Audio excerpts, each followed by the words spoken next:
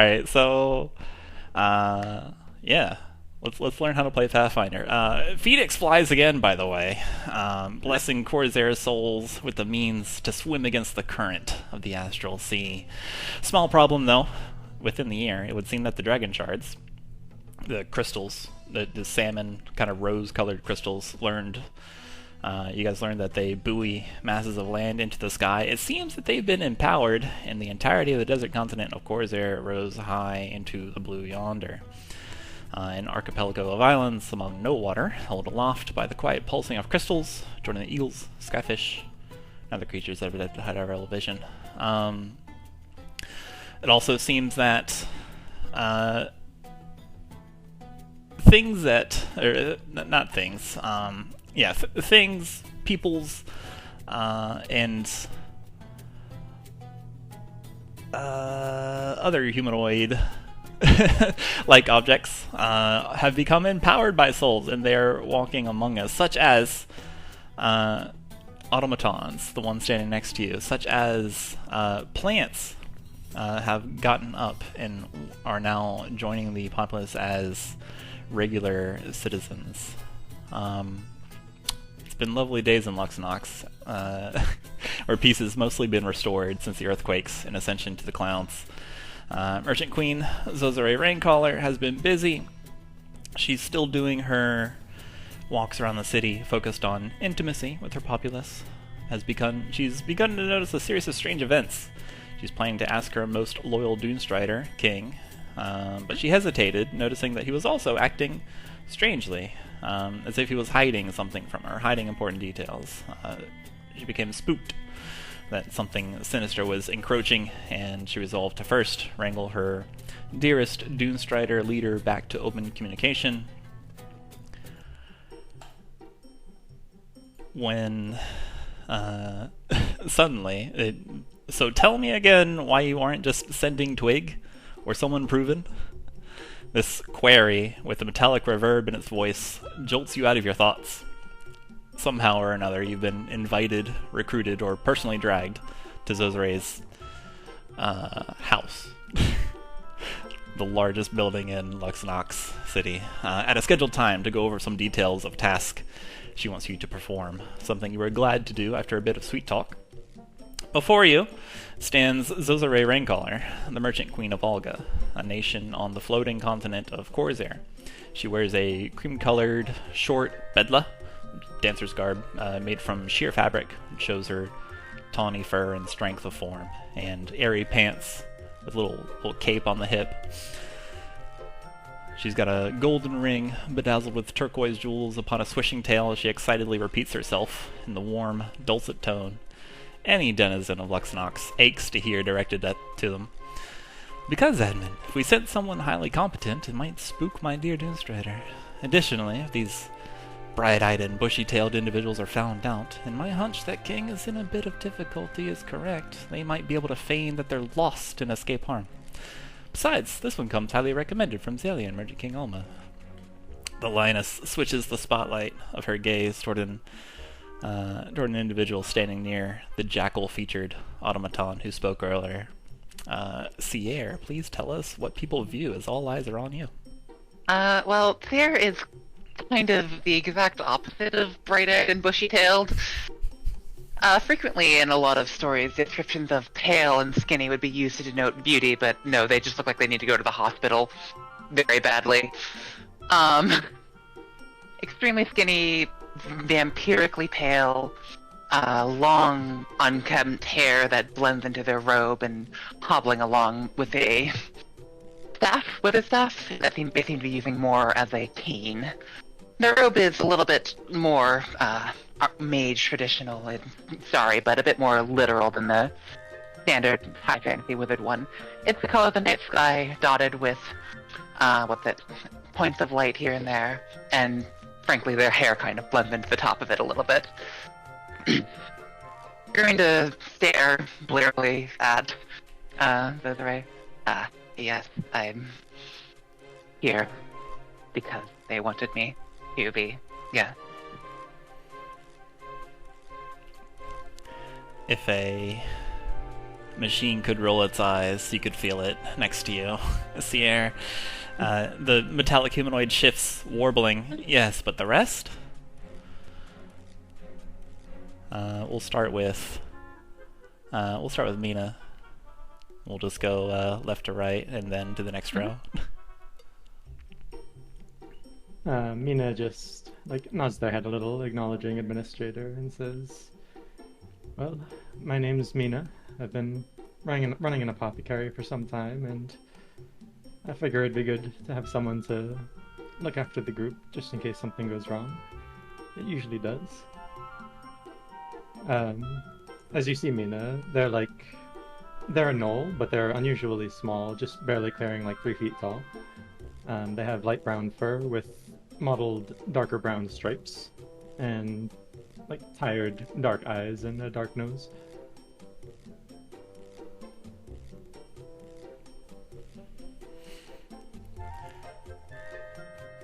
Everyone's eyes shift towards the Leshy on the just standing off to the side.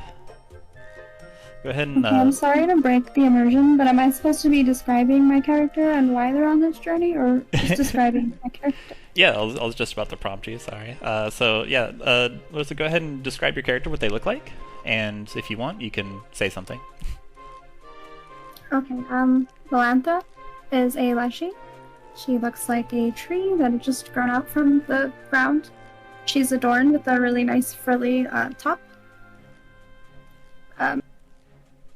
She stands tall and slender, well, short and slender, I guess. Her skin resembling the bark of an ancient tree. Her hair is a cascade of verdant leaves, dancing with each step she takes, echoing the rustle of wind through the trees.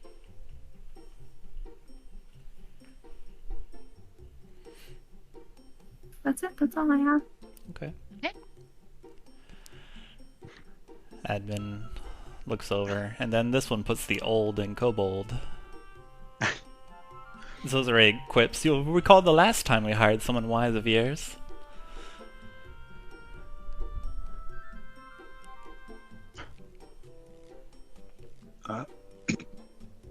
Mon is a blue kobold, a little bit large for a kobold, but still very small. She's got smatterings of pink and white scales, look almost like glitter. She's got big glasses. Pretty confident stance. She wears a big purple robe that's kind of cloaked over her shoulders with a rosy pink undershirt. Has a few vines and leaves just kind of hanging over her body, over her horns.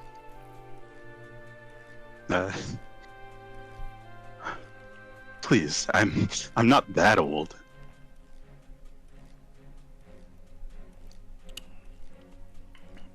Administrator quips towards you. Seems kind of snarky.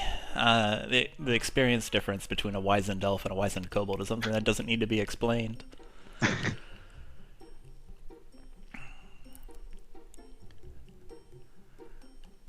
And then Khorzaire and the mechanical humanoid look towards the orc in the back.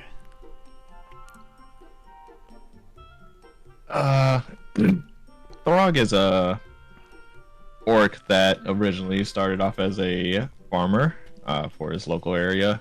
Often a troublemaker because, the common thing is bars and getting into bar fights. So, but outside of that, he kind of has turned over towards more so mercenary work. Carries a pretty large scythe and he stands fairly tall, and stocky from obviously crops, tending crops and everything. He also has slightly a decent amount of dirt on him. Well, I guess I'm the last one. Throg's the name.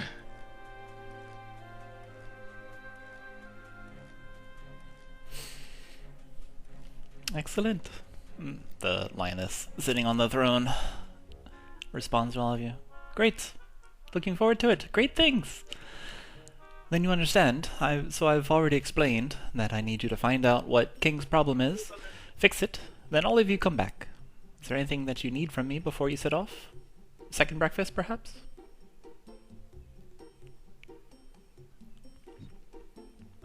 Where did we go?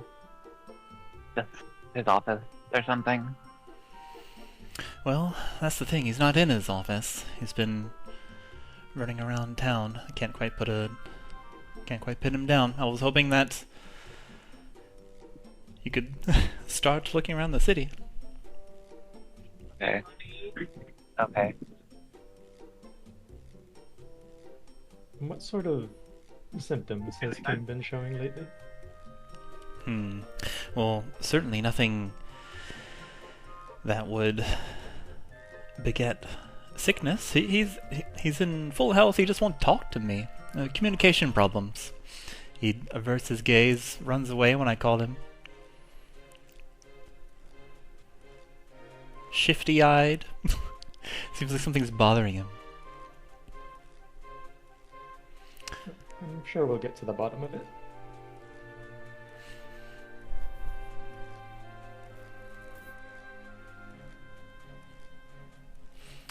See that you do. I'm putting quite a deal of trust in your group. Please.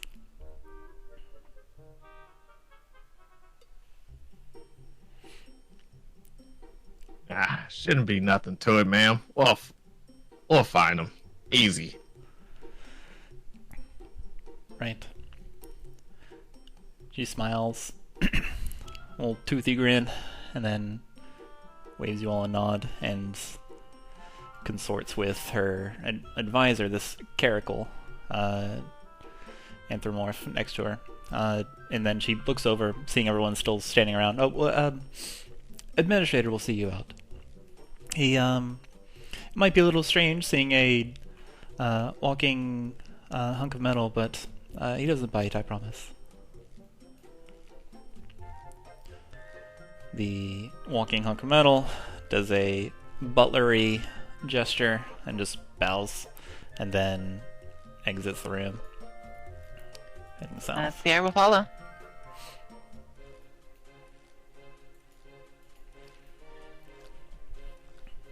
Throg and follow as well. Alright. So, you all...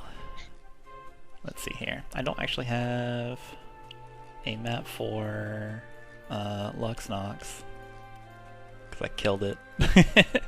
No. So we'll just put you out here, and then, so you exit. Can't the believe ground. Luxnox exploded. I mean, it's in a different spot than it used to Okay. be. So you exit the grounds of the Merchant Queen's abode, back in the dual city of Luxnox, parted by the river Dagon, with aqueducts spiderwebbing into the city. As you step back onto the sand, the tall machine humanoid turns to the group, bronze plates gleaming in the sun. It swivels the canine odds and gazes at you with a mechanical Anubis-like muzzle. So, do any of you have any idea on how to collect information? Go to the library. What do you mean? You just go to the bar. It's easy. There's Yes, well, you could go to the bar, and the rest of us will go to the library. There's a noise that comes from the automaton, something akin to a sigh. And he says, I doubt anyone off the streets would have word for us, so it might be slightly more difficult than going to a bar, and I can't imagine what you would find in a library about the leader of the Doomstriders. Although, the keen eyes of other Doomstriders should have whereabouts of our dear captain. Or, with high luck, we might even clap eyes on the man himself on the way to the library. I cannot join you, as I am known here, but My soul be with you if you arrive at an impasse.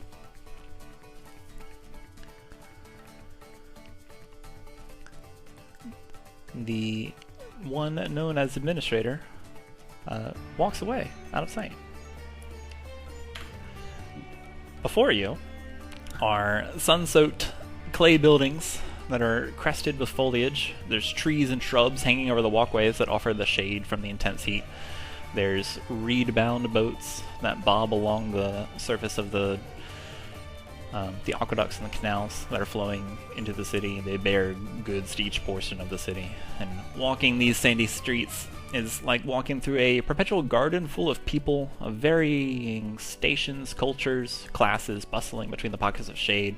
There's raptors that are carting goods around the odd camel. There's the delicious smells of exotic food that waft from the sandcastle of shops. Truly, this is Khorzaire Luxnox.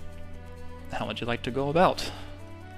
You know you have to locate one king, the leader of the Doomstriders, which is the police force of Olga. Something like guards. How would you like to go about it? You can do many things in this system. One of them is the very simple and aptly named Gather Information. Yeah, but that'd be too easy, wouldn't it? That Yep, sounds pretty but apt. whatever you guys want to do.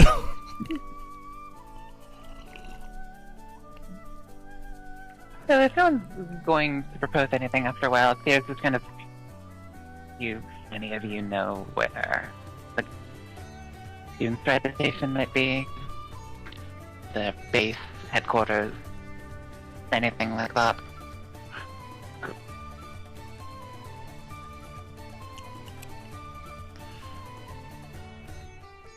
That answer is yes, any of you would. Well,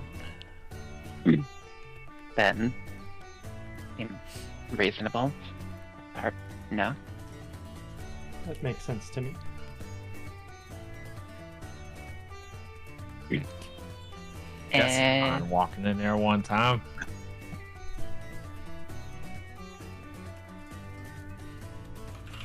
well, Okay, then lead the way.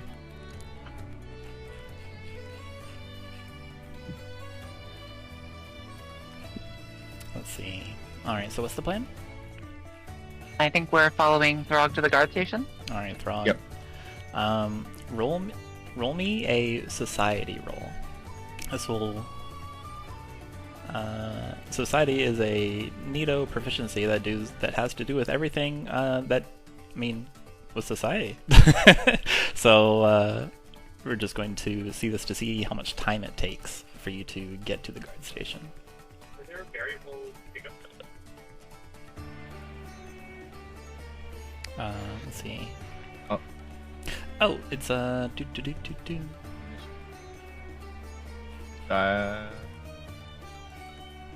just roll it from my sheet. Yeah, you can click on the So on your sheet, there's the hand icon for proficiencies. You can just roll society straight from there. And clicking on the D20 icon.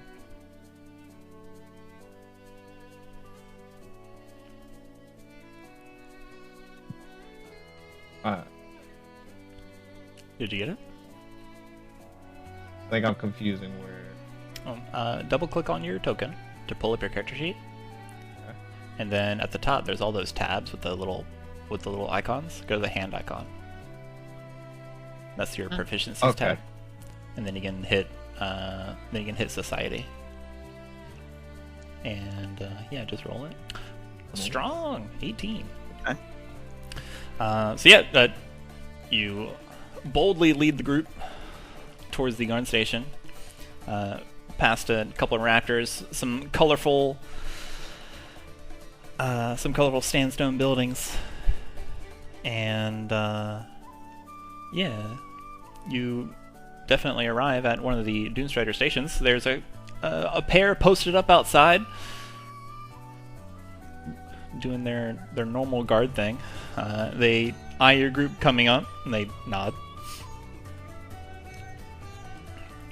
Oh there. What can we do for you? Citizens! Ah. Sorry? Citizens? Yep. That's what he said. That's what I said. That's what you are.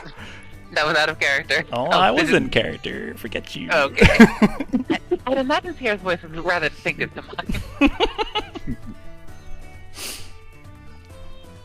If any one of y'all take over, they know me a little too much. I've been here for more than just simple walking pleasure. You can see the gazes are kind of like a... They're fixated on Throg with like an OU, kinda. Pardon him. We'll keep him under control. We're actually looking for someone, one of your lot. He goes by the name King. Ah, looking for the captain then. And he's around here somewhere. I think I'd... roll me a, go into your basic actions and do, roll gather information, if you can. Okay.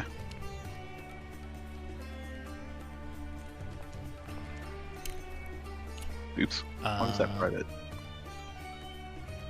Is it on one of the other tabs? No, you did it right. Oh, I think I did a blind DM roll. Yeah, no, gather information is a secret roll on purpose. Okay. Yeah. Okay. Oh. In Pathfinder, there are rolls that you don't know the number value of, Right. because it depends. Maybe because there's like varying degrees of because there's 4 degrees of success, right?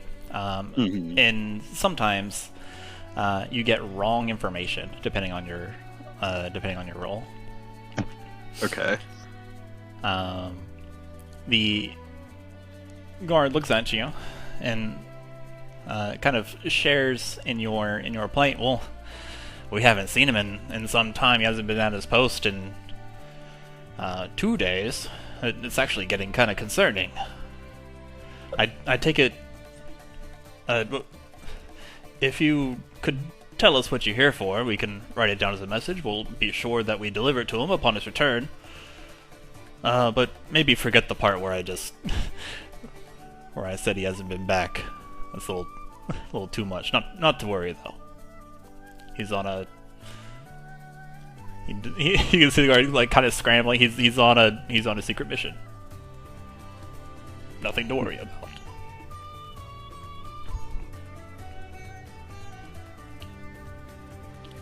Well, if you're certain you don't know any more, that's fine. You should know this is a mission from Lady Khorzaire herself. Oh, it is? Yeah, he's starting to piss her off. Roll a, let's see. Is there persuasion here? Yeah, roll diplomacy. We'll give you a +1 circumstance bonus.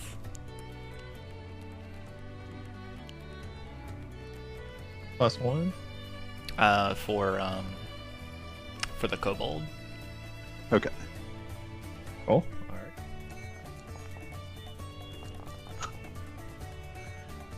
Oh. Oh. Rather good thing it was a kobold, huh? Alright. The guard looks over at the other one. Well, can you help me out here, man?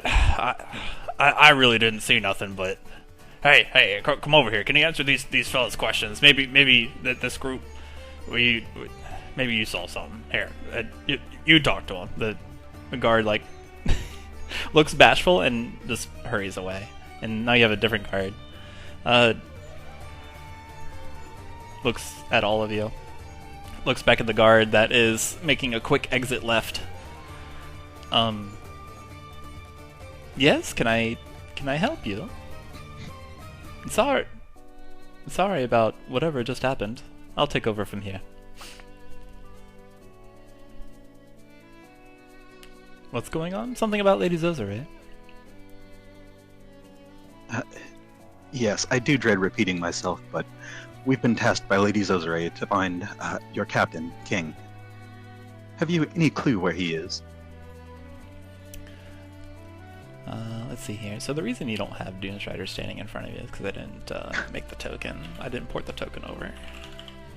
You don't need it. Yeah, here you go. Let me, Sorry, it could be administrator. here you go. Even better. Administrator's just playing all the guards in the city at once. Here's the guard. I like this. This one's great.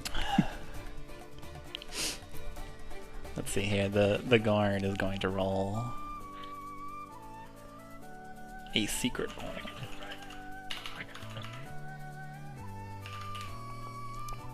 This is the patrol guard. Oh. This one seems to be much more helpful than the other one, and he immediately responds, "Yes, I have been taking it upon myself to keep a few notes here and there. You see, I'm the lead patrolman. You'll find gang tends to visit the juice bar very often these days. I have been meaning to ask him what's so tasty over there, but he hasn't been back in a couple days, so I've just been biding my time, really. It's over there, next to the blacksmith, just past Trace Elements. You know, the one that has the mute cat person as the shopkeeper.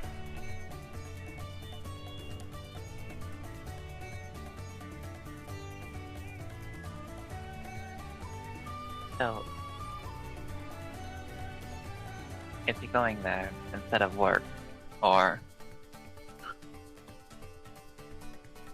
I had asked him once. He said he had everything under control. I didn't really ask him a question, but I guess he simply preempted all of my questions with that answer. He's very dutiful and excellent at his job, you see. So I figured he just knew what I was going to ask him.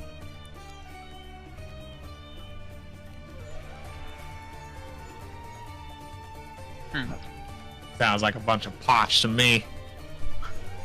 Under control, and yet he hasn't been around in a few days.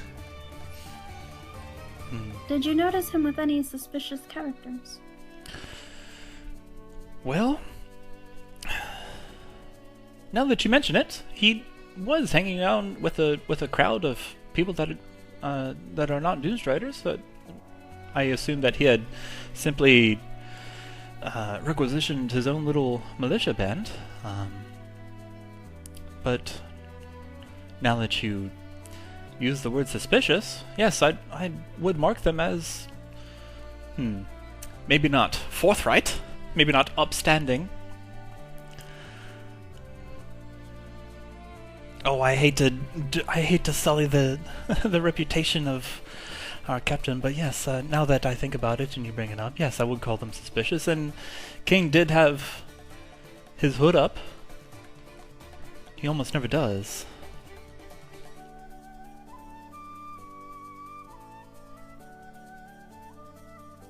Now I'm worried. Do they have their own hoods? Yeah, Doomstrider, well, pretty much everybody that is in a position that works outside formally has a hood to protect their head, the top of their head from the sun, or some kind of hat. These guys do not have their hoods on. The ones for Olga have hoods that resemble bird beaks. Lady Khorzaire also has a hood because she's also commonly outside. Good for her.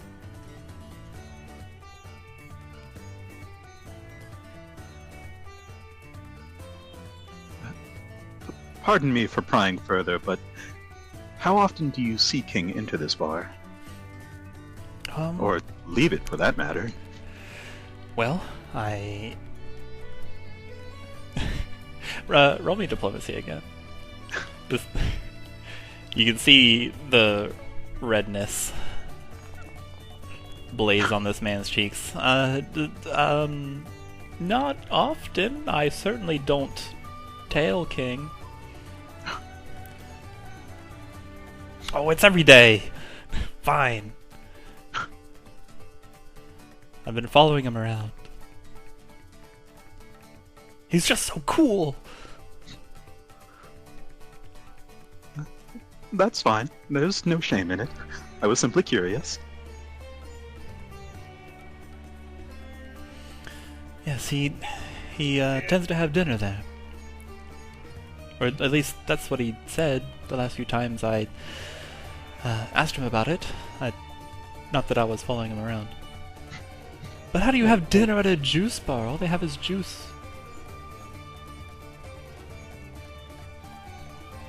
What, you haven't been there before? No. Juice bar is best. There are some kinds of juices that are quite filling. Well, no, I haven't. I've been meaning to go, but I don't want to go by myself. You're missing out. It's weird if you go by yourself.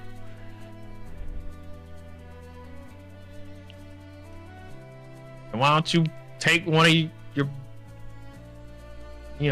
Dune Strider buddies? No one wants to go with me. I was going to ask if I could come along with King one time, but he seemed so busy and aloof, and he always had his own crowd. I didn't want to interrupt.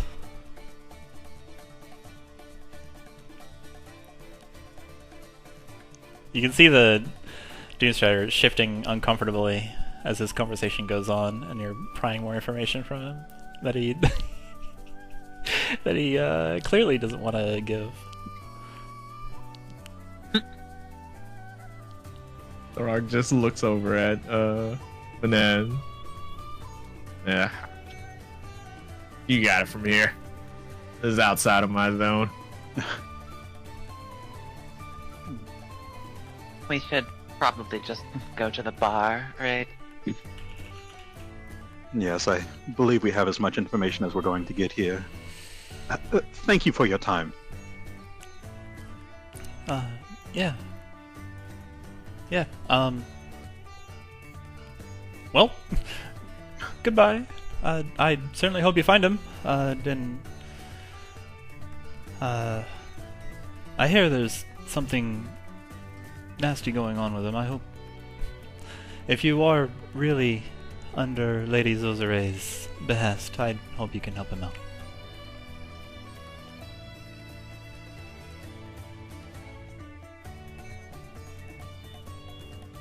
Ah, sure. I'll just make sure I won't beat him half to death. You... What? Don't worry about it. Huh? He's just joking. Wax Throg a little bit. Thorog is already walking into the juice bar. Off we go. Alright. While we walk away, I ask out loud, do we even know what he looks like? Well, I've seen him at the apothecary once, but that was some time ago.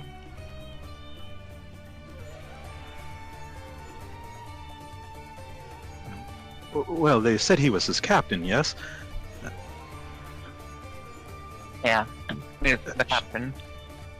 He should be important, visibly. I'm sure there won't be... I doubt he can enter a common bar without at least a small scene. I can't imagine there'll be too many Dune Striders at the bar.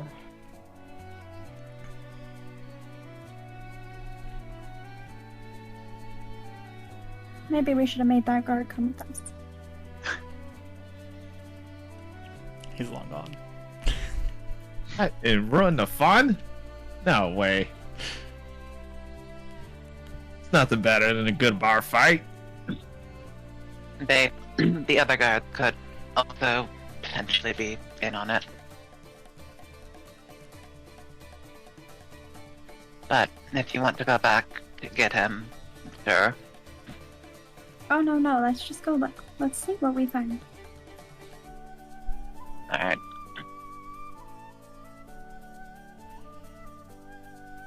All right. So, you all head towards the juice bar. It is closed. Wow. Let's see here. Oh, who's this? Nope, nope, we're over there. What time of day is it? It is heading towards the evening. Let me walk it back. So after asking around and working with those guards and making sure you're all prepared for your escapade, it's maybe about like starting to become evening. It's about like 3 o'clock in the afternoon. Evening is of course 5. And you arrive at the juice bar. It is a shop positioned near the canal. There's the at night it typically lights up with a golden view with the lights on it, and it typically shines with various different colors of lights.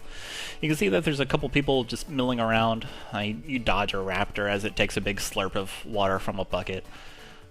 You can see in front of the shop a goblin fiddling with some lights, some light fixtures. They're huge. They're almost as big as he is. And you do see a very large, purposeful man wearing standard Doomstrider garb, but maybe a little fancier, with a flail at his hip. Hood up, you catch a glimpse of his face, so the people, so perhaps Mina and Mina, Mon, and Throg can identify that this is King, with his determined look, and I mean, he just instantly you clap eyes on him, and there he is.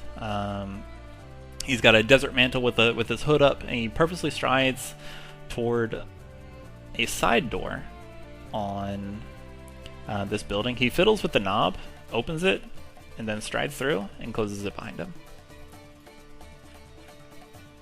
Well, then, that seems blatant.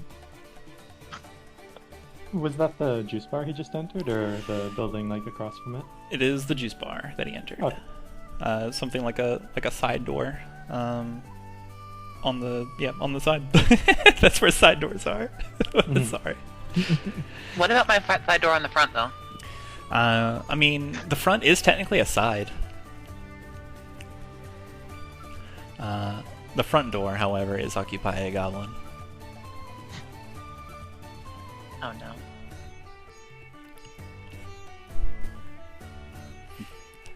You So all you- saw him, right? Yeah. The Doomstrider who just went in the side door over there. That was him, wasn't it? Pretty sure. It looked important enough.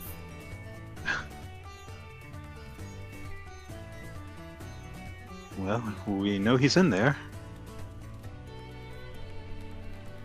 What exactly are we gonna say once we find him?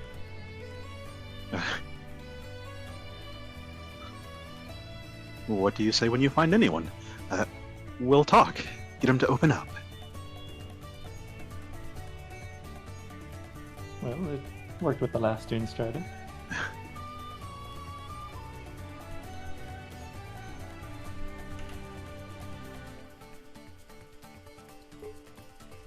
What's the plan?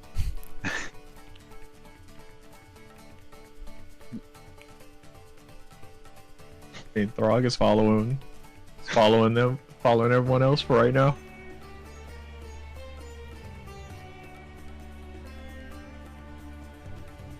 Should one of us stay here with the goblin and cause a distraction? Does it look like he's like guarding the door, like he's like some kind of bouncer? There is a goblin in the front of the door. Sorry, in the front, like where the juice would be served. There is nobody guarding the side door that King went in. Except for the door itself.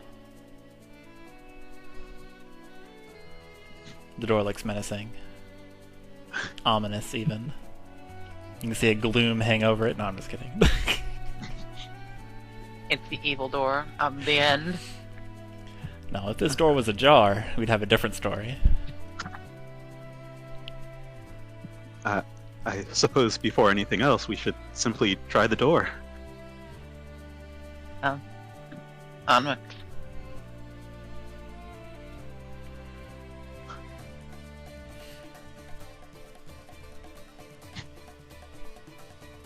Okay, so you And Sarah's gonna be like demonstrating, like, hand forward almost explicitly to Throg. as you walk up to the side door, the goblin in the manning the front does. You do catch the attention of him. He gives you he just gives you a look before going back to his fixtures. You stride up to this door. It proudly says employees only.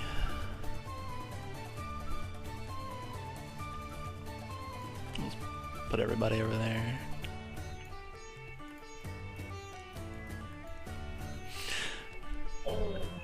Throg, you are facing down this employees only door.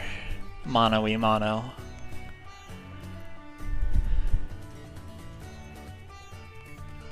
Throg turns back to everyone else. Want me to bust it down or what? You could just try it. Check the handle first.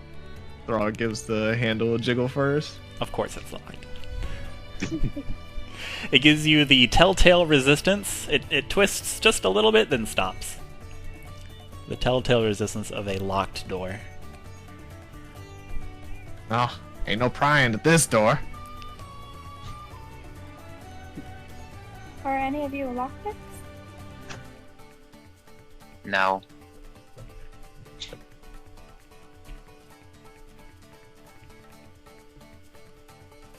The Throg just shrugs. Nice. I don't deal with the delicate stuff.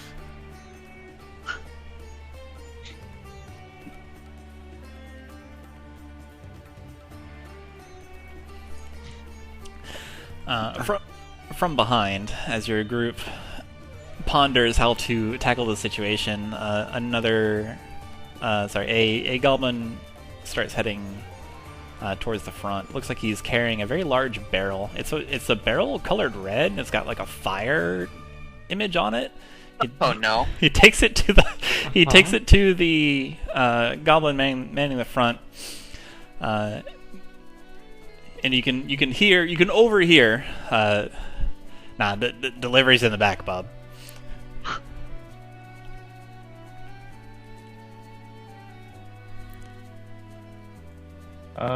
Goblin carrying the barrel comes around the corner and just stops when he sees a band of loiterers in the hallway looking like they're up to no good. I guess Greetings, good sir.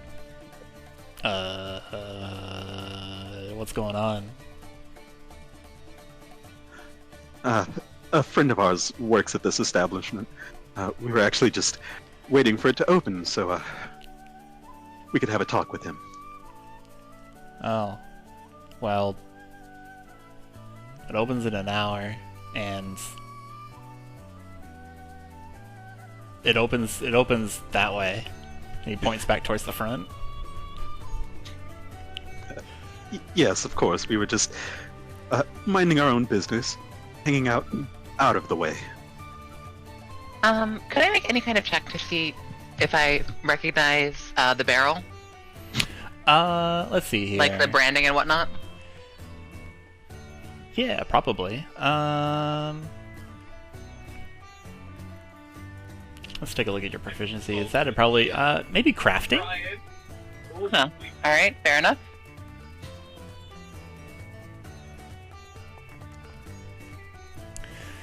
Nice.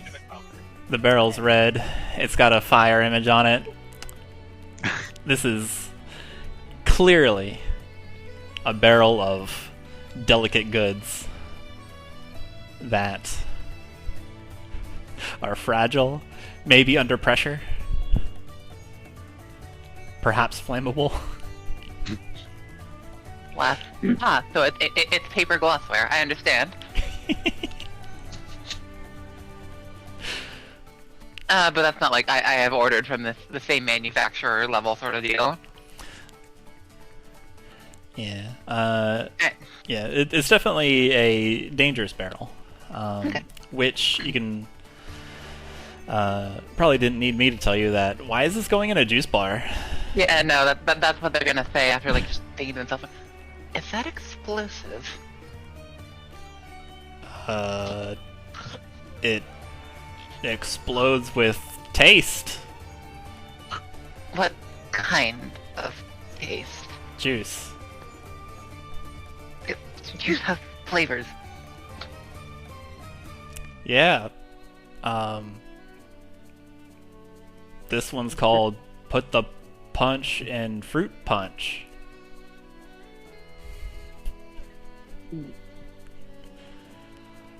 There's Boomberry, Rocket Raspberry. Here's rubbing their eyes and looking straight up at the sky. You work here too, then. Perhaps you know our friend, King?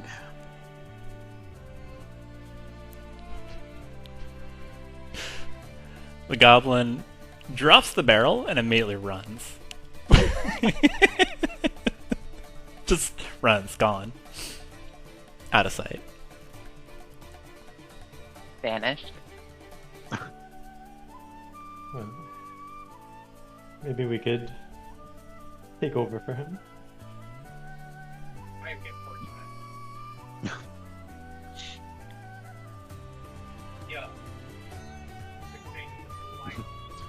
Well, if the bar is expecting the delivery and no one else is around to deliver it, It's only up to us. I'm glad you guys said something because I was about to say let's open the door before they come.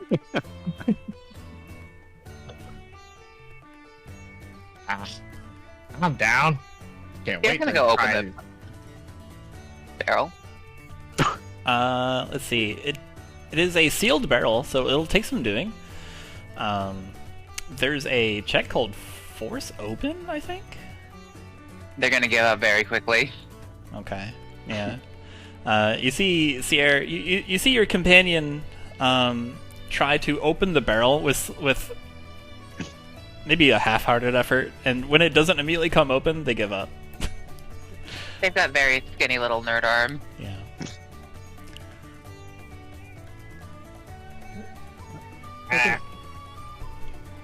Mina's just gonna pick up the barrel if they're able. Yeah, you can pick it up. It's moderately heavy, but it's not heavy. It's not D-voice heavy. You now have a red barrel with a fire image on it. What would you like to do? Delicious. Probably head over to the door and... Well, do you Blow think it up. we could? We could try knocking. Maybe we can pretend to be the delivery people like you guys stated and see where that goes. Why they would need so many of us? Well, it's scary, that's why. Yeah. And this barrel is kind of heavy. We had to take turns carrying it. You can just give it to me. That's light work. See? We're trading already. The Throg just grabs it, then bangs on the door. Bum, bum, I'll bum, let- bum. I'll let you take over the talking.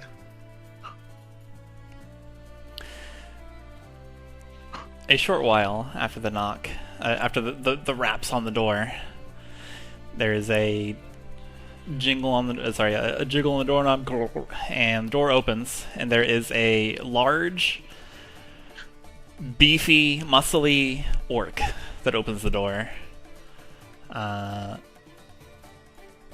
They glower at you all. Yes. Delivery.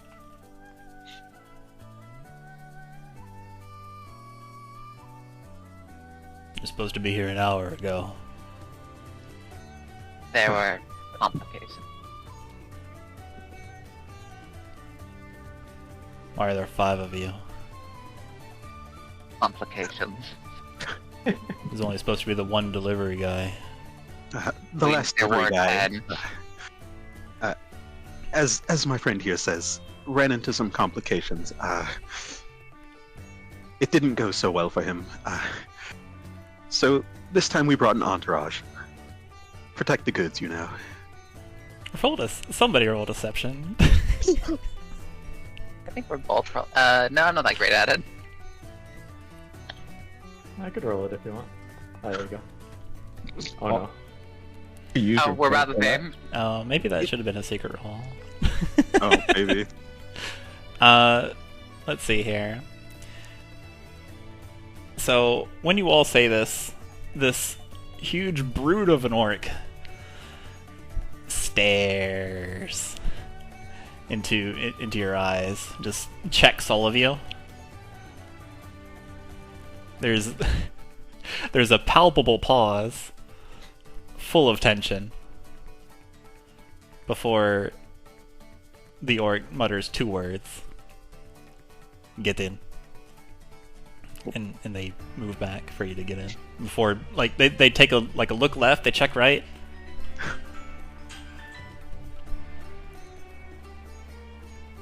And you all are let in. Cool. Okay. What do we see now that we're inside? So, you all are let in, when you are, the music changes. Dun, dun, dun.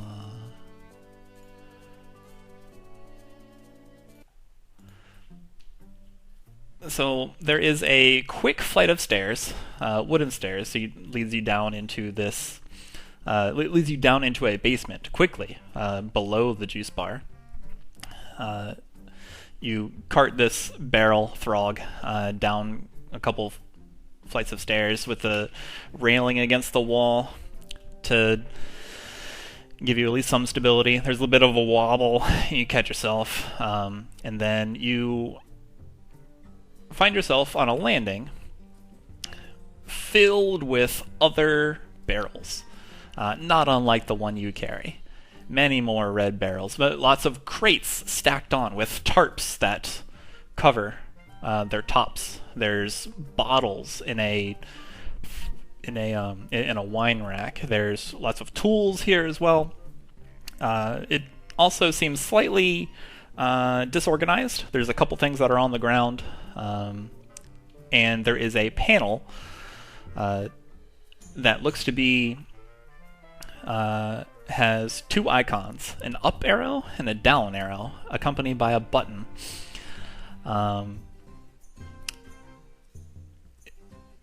You quickly piece together that this is an elevator created by the Public Works Department, known as the Sparkers, and there are quite a few more barrels that are devious, as devious as the one you hold in your hands. There's also a bit of a flashing light, which Mina and Melantha immediately notice at a little buzzing around a creature that darts between and under the wine rack.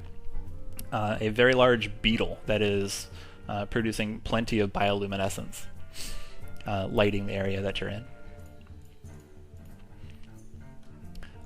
So you are in an enclosed room. You notice the orc is not with you. Wait, where did they go? That character. Hmm?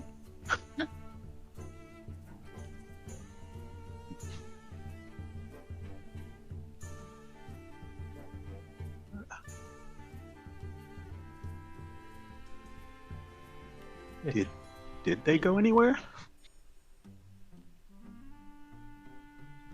If he didn't want to come into the room filled with suspicious barrels, maybe we shouldn't stick around too long either. Scare. Can we just look back up where we went? It is Look over our a shoulder. yeah. Let's see. It is pretty dark, actually. Looking back, suddenly all the lights are off the way you came.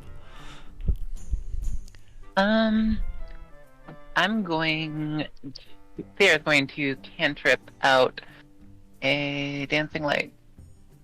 Because I should have that, I believe, from my what's it? Okay. Mystery. Cool. Yeah, I do. So yeah. Blub, blub, blub, blub, However, blub. it is not on my character sheet, so that's quite concerning. Mm.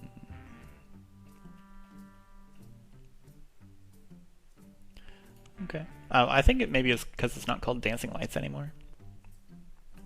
But Oh, still have dancing light up on the site. But yeah, no, it's just chain of dancing lights back up the way we went. okay. You illuminate. They look like stars in the night sky. Some stars flash and dazzle the darkness and illuminate the stairs. They're empty. Illuminate the hallway a little bit, as far as you can see anyway, because you've come down a little bit. You crane your neck and take a couple steps back, almost bumping into a barrel, to see there you have been left to your own devices. There is no one here. The only one that accompanies you is your companions, and that strange light over in the corner. I'd like to investigate the little beetle light. Yeah. So you walk over to it. It is indeed a bioluminescent beetle. You can roll me some lore. I think if you click on your character, and then at the bottom there's the hotbar. In the folder, next to the hotbar to the left, there's a basic action macros little thing there. If you drag that to your hotbar, and then click on your token, and then hit basic action macros, there is, let's see here, in encounter there is recall knowledge, or you can just do a you can roll nature from your character sheet in the proficiencies tab.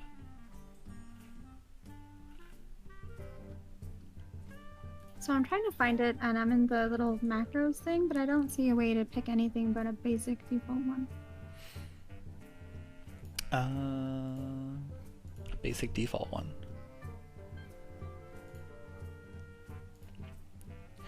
Have you dragged the basic action macros macro to your hotbar?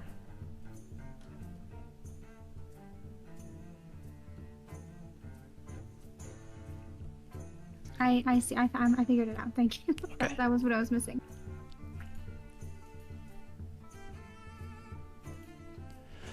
Cool. All right. So that macro actually gives me like a huge readout of all the stuff. So yeah. Okay. This creature. It is a natural creature. It's curious why it's down here, but it is definitely it's a flash beetle. You know this as a beetle. They're very large. They're almost as big as you. And they usually hang out in groups. They have the unique ability to quickly surge their bioluminescence and flash at predators to basically reproduce the effect of just a flashbang and blind them momentarily, so they can skitter away. But while they feel unthreatened, they function as light for adventurers in the dark when they're traversing the desert dunes.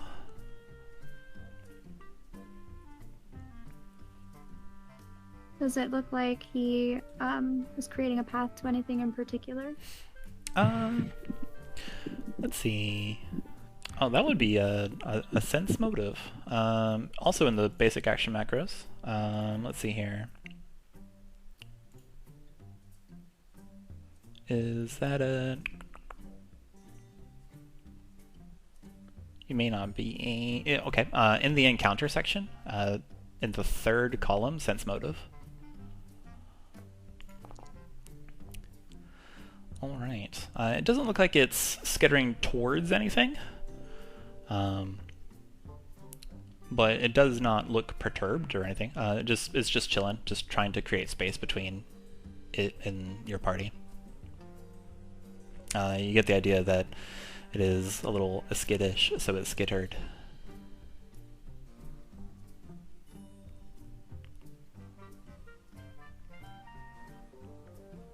Do you guys want to try going down the elevator? Well, is there any sort of like writing in the room or something that could hint at what they're planning to do with all these barrels? Slide me a perception check.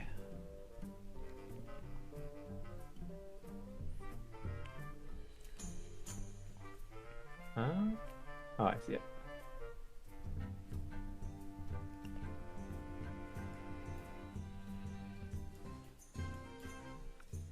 I'm trying to roll it from the initiative section.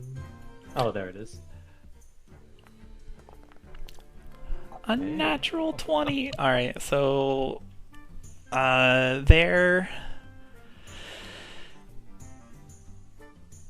on the barrels, there is a dragonfly symbol in addition to the fire icon. There's the word flammable on all of them.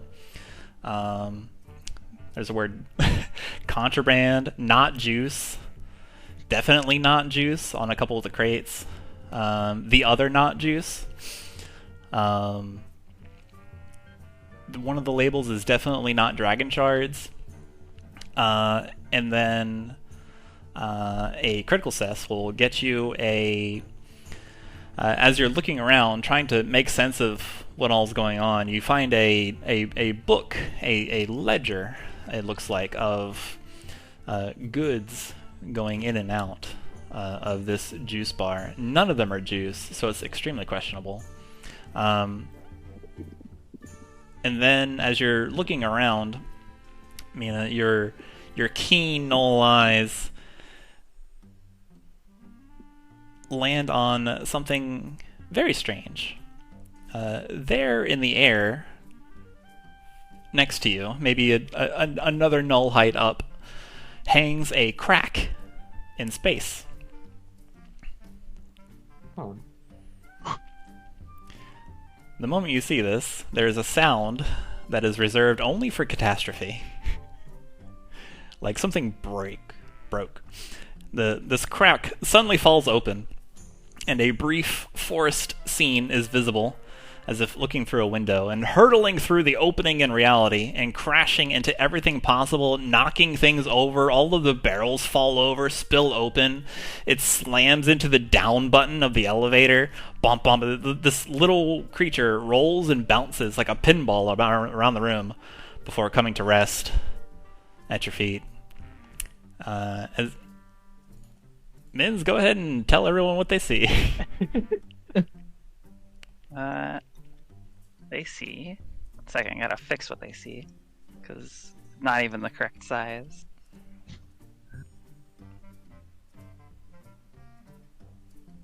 There we go. Oh, no, it's too small. Whatever. You see a tiny... actually, you would see two things. That one, someone rolls around and... hits that button, falls on their face. They're just lying on the ground.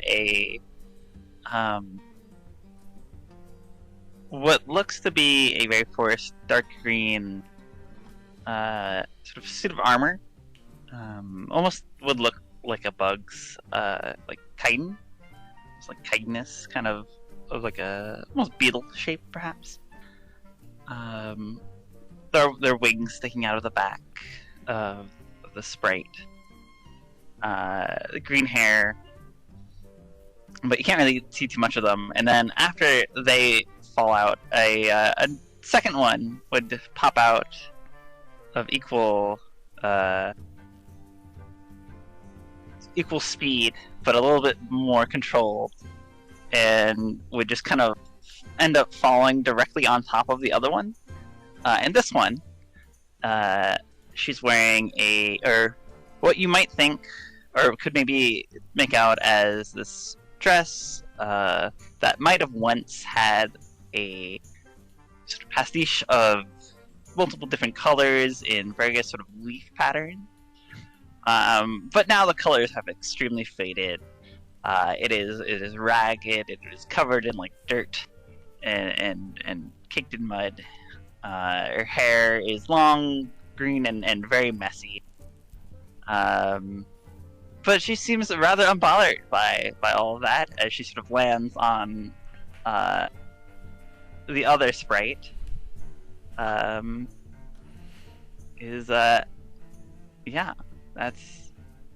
Oh, you'd also notice on her the one in the dress on her left hand and the one in the armor's right hand is a small kind of glowing design that is matching, or rather mirrored. That would, I guess, instantly signify that they are magically bounded together.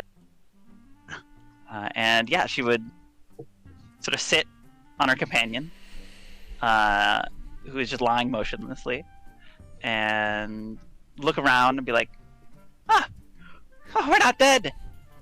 That's a successful plan. Excuse me, where are we? It's gonna involuntarily take a step back. The juice bar? Are we moving? Wait, are we actually moving? Is the elevator starting to... The gentle thrum of the elevator in motion going down or descending confirms your suspicion. Cool. Oh, I guess we're moving. Okay. Hello. Hi. How? Where? I'm sorry. The name's Maan. Who are you? Oh, I'm Alice, and this... She points downwards on the companion she's sitting on. This is Alice. We're sprites. Hi. How's it going?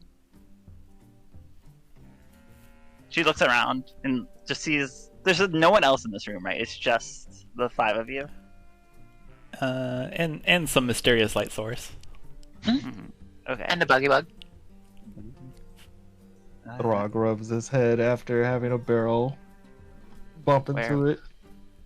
Dark room. No one Yeah, around. he'll try to use Are the you door. Are you all conspirators? Is this a conspiracy? Can I join?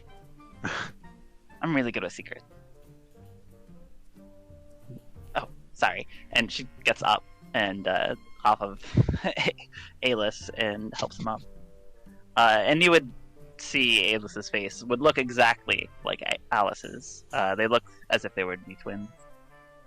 Though his hair is kept shorter and a lot more neater.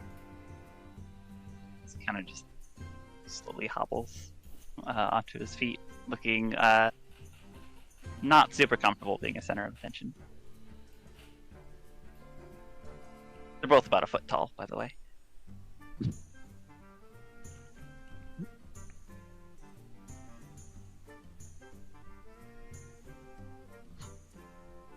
Mina looks back at where the rift in reality was, and then back at the pair. Are you sure you two are all right? She kind of looks over herself. I think so. Maybe. Are we? Kind of like... Do I look something wrong? I mean, we just jumped to a random portal. Like, it's not that big of a deal, right? I mean, we could have, like, fallen anywhere. Again, where are we? As the elevator descends, you can see a room come into view below you. It looks like it's very far down so far. You can see a couple more glowing lights indicating more flash beetles. Melanthe can surmise. And then looks like there's a landing. Some some cave. What's the word? Not fun. I was trying not to use the word fungi, but some cave fungi, also bioluminescent. And then there's a left turn. Cave shrooms. Yeah. That is what is happening below you as the elevator descends. As Alice's question hangs in the air. So, where are we going? Well, right at this moment, we're in an elevator full of explosive barrels, so we're going anywhere but here. Yes, let's be careful to not study the beetles, lest we want to go blind. She instantly starts flying around various barrels and like looking at them, like what's in them? What makes them explosive? Starts like trying to like push one to shake it. Juice, I believe. Explosive juice. Can we drink it? I'd advise against it, but I won't stop you. We have not tried. As if on cue, you hear from above you a guffaw. This is what makes it explosive. And a little red light falls through the sky and lands in the middle of all of the fallen over, smashed barrels from this sprite ping-ponging into each other, knocking over everything, and also people, and also the barrel that Throg was holding. Time freezes for a moment, and then time explodes. Kaboom! The entire platform explodes, all of the barrels at once, cascading you all off of the platform. I need everyone to roll a reflex save. That is on your character sheet on the left, in the side panel. Reflex. The DC is 18. Is it gonna be easy? I'm so good at this. But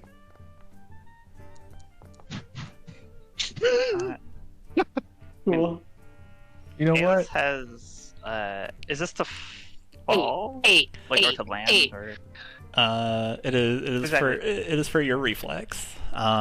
It is going to be towards fire damage, Oh, okay. and also how You know what? far away you are jettisoned.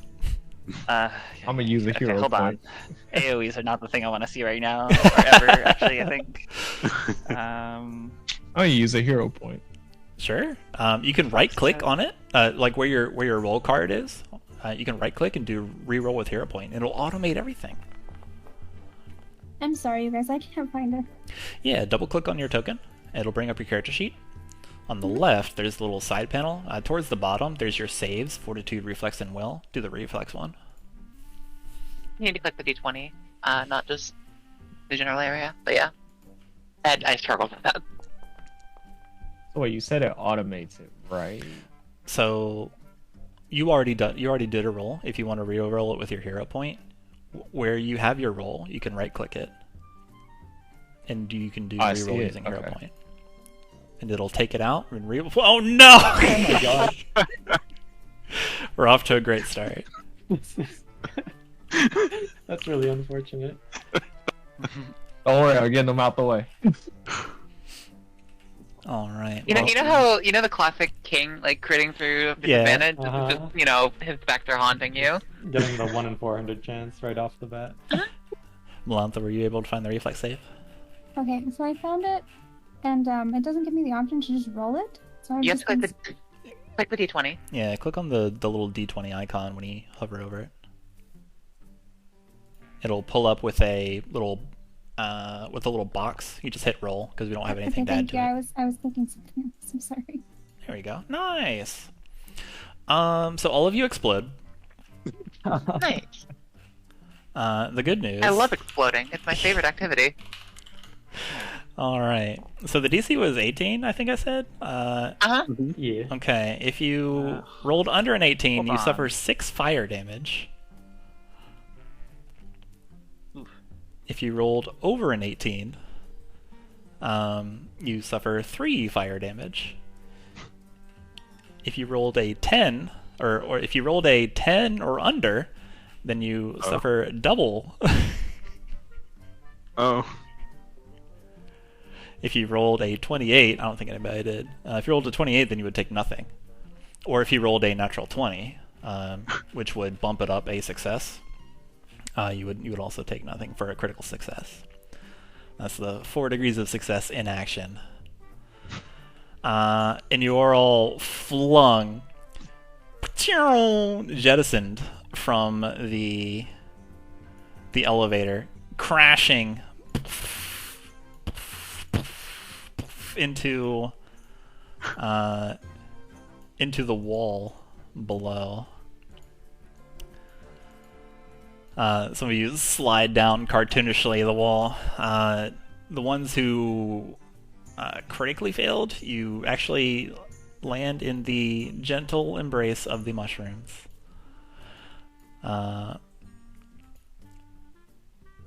However, there's a cool Pathfinder thing. You can take a reaction called grab a ledge. And maybe if you succeed at this, you don't take more falling damage. Well, For all of us? Not. Yep, all of you are blown clear off the platform. So unless you have something to, so like you're blown off of the platform with just this fiery gout of explosion, ears ringing. You are now flying through the air towards the ground. There's some mushrooms that look kind of cushy, but everything else is very hard ground. There's some beetles that are as big as just as big as Mina, kind of just skittering around. If you have something to deal with this, please say so. Otherwise, you can try to grab a ledge and try to like cling to the wall or something. So Where is grab a ledge? It is just an athletics check. Okay. Are we still checking if we critically failed, or? Yeah, you can still do it. So do. Go ahead. Sorry, go ahead. I was just gonna say, I don't know if it's on here, but I selected to be a root leshy, and they can grab onto walls and stuff.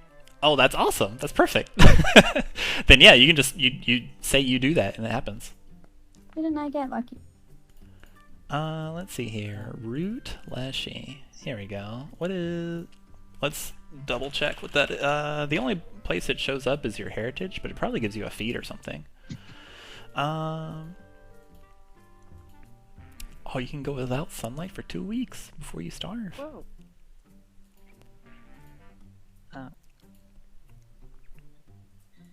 So, I also have a question. Yeah. What is your question, man? Sorry, what is your question, Alice? So, Alis has glider form, they can glide, they have wings, that's fine. But for sprites, they have wings, but it's very vague on what it actually does.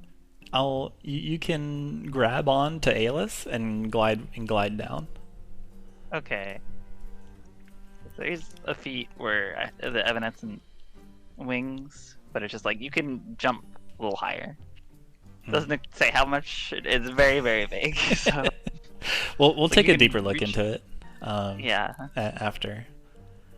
Okay. But for now, yeah, you can use Alis to glide down.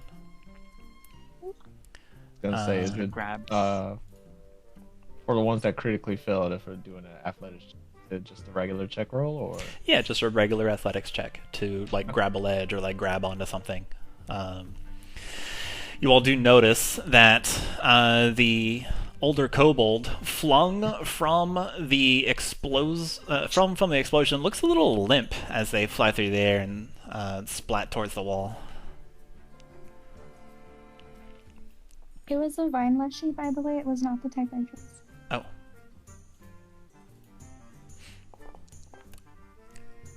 Okay. 14 is what you need, yeah. So yeah, Sierra, Throg, and Malantha, you can grab onto the wall and just kind of slide down, slowly climb, and prevent yourself from also splatting into the floor. And you manage to drop down onto the cushiony mushrooms. No fall damage for you guys. And I think no fall damage for Alice and Alice too, because you just glide. Yeah. All right. Yep. Let's see here. We do have fall damage from Mina. That's not to be noticed. You suffer 6 fall damage, bludgeoning. Owie. And you land on top of the kobold Mon, who is motionless, eyes closed, burnt, charred, singed.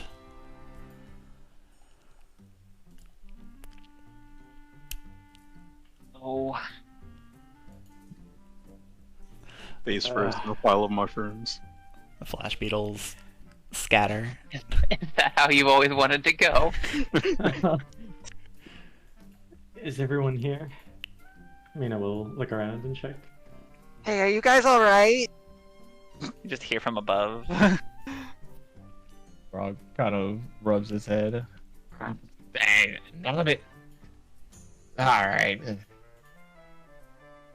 That guy's it gonna was- get a butt whooping. Just stay right there for a moment. And Mina's gonna cast heal. This would start shedding light, far outshining the beetles. The beetles who are running away. Yep.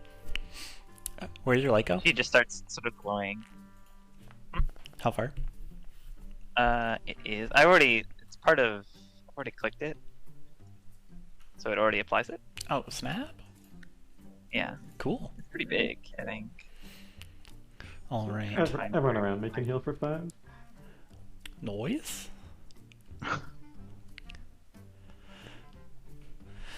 Mon, fire all around you, the heat coursing over your body.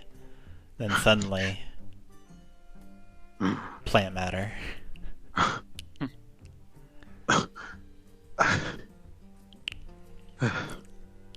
Where? Are you Oh, still with us? Mon like turns around. Mina, where? Are you all right? No. But it's fine. Good. Neither am I. Is everyone else here? How many of you were there? Everyone can heal for 5 because Mina did the 3-action version of heal, which is in a huge emanation around her. Somehow my whole body didn't disintegrate. I'm okay. Are any of you on fire? I can help. Is Mon on fire? No, not anymore. I don't think. Certainly feels like it. So why are you guys getting blown up?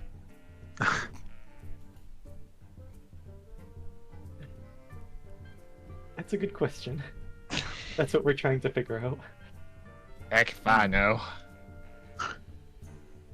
Let's see. We're looking for someone named King. Apparently they've been acting strangely. Looking for a king? You see, just like she's probably now on the ground at this point. She looks very excited. Not a king. Name is King. Oh. Are they the king of this cave? You still haven't told me where we are. Are we even on, like, what plane are we on? Where are we?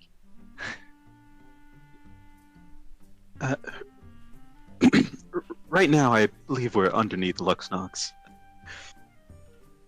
A juice bar in Luxnox. The juice bar cave. She Right. nods her head. As totally understands. She doesn't know. That means nothing to her. She has no idea where she is. Okay. Are all juice bars like this? Oh, What yeah, do if need you to drink got the something. juice. All Only of if them you got open, too. something to hide.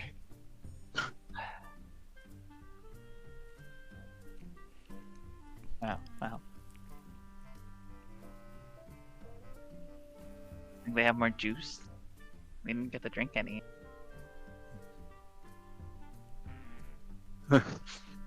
Speaking of drinks, Mina,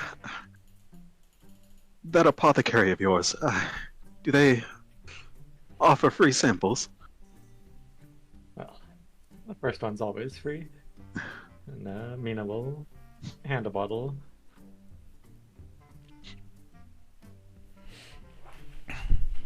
All right. It looks like I can't hand it to Man or Throg. What are we doing? I'm trying to give a health potion to Man, but only Malantha and Sierra are options. You're using the yeah. give item thingy. Yeah, it's just a elixir of life. Okay. Do it this way instead. Press P for party, and then go to the stash tab. Ah. Throw it in the stash, and then Cool. the others can take it. Whoever wants it can take it out of the stash. That's a really cool feature. Mon quickly snatches it out of your hand, takes a big, very graceful swig. Wait, just for mechanics wise, if I hit P, nothing actually happens.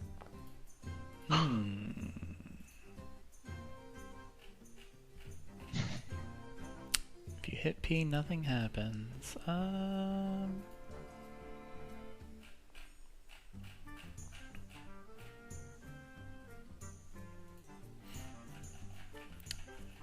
Oh, wasn't there another way to get at the party the party menu, you guys, that we found out? Yeah, I still have to open it from the actors menu. Oh, He also doesn't do anything for me. okay. I'll have to figure that out. So how are you opening it? So you go to the actors menu, and then on the party entry, you just click the little paper icon, open sheet. Okay, I got it. Fancy. Okay. All right. Yeah, I'll write that down so we can make sure that P for party works. Meanwhile, Thea is going to be dropping a detect magic, and also just wiping off vines in a little bit more frantically than maybe should be expected. Okay. That's in a 30-foot radius? Yep. Okay. Let's see here. I'm not sure how to... there we are. Ooh. Let's see. You do not detect magic in your radius. Okay. Well, Does that last for like a bunch of time? Or you can just do it over and over? Atlas. Yeah, Okay. we'll just keep doing... Atlas, I'll just keep they're doing it a innately little magical bit. beings. Oh. Yeah, fair. Let's see. Also, if you're not in any like emergency, you're not under duress or anything. So if anybody is trained in medicine, you can do something called treat wounds, Yeah.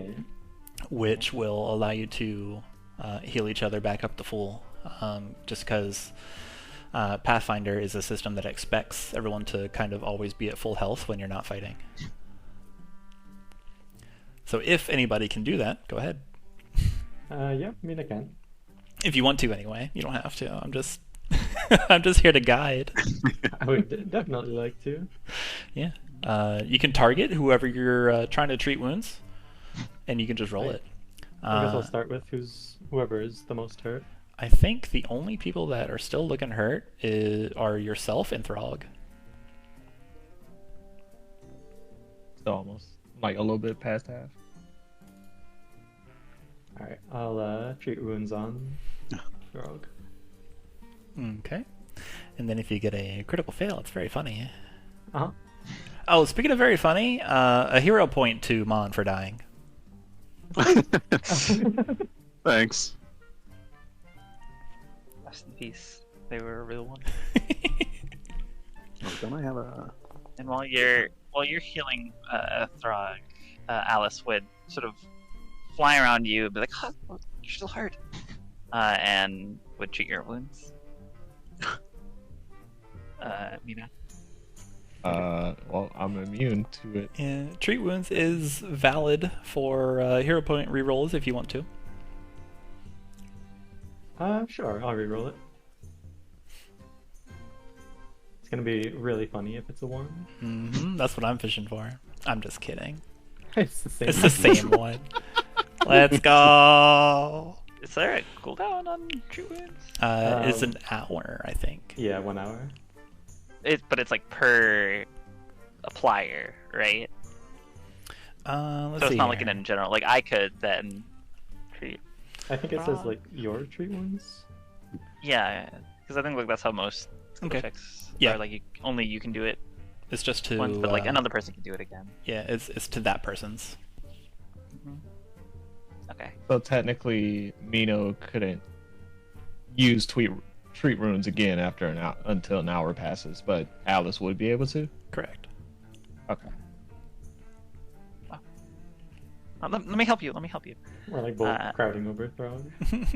Is there just like a generic help action? Like a So like 8. D&D help?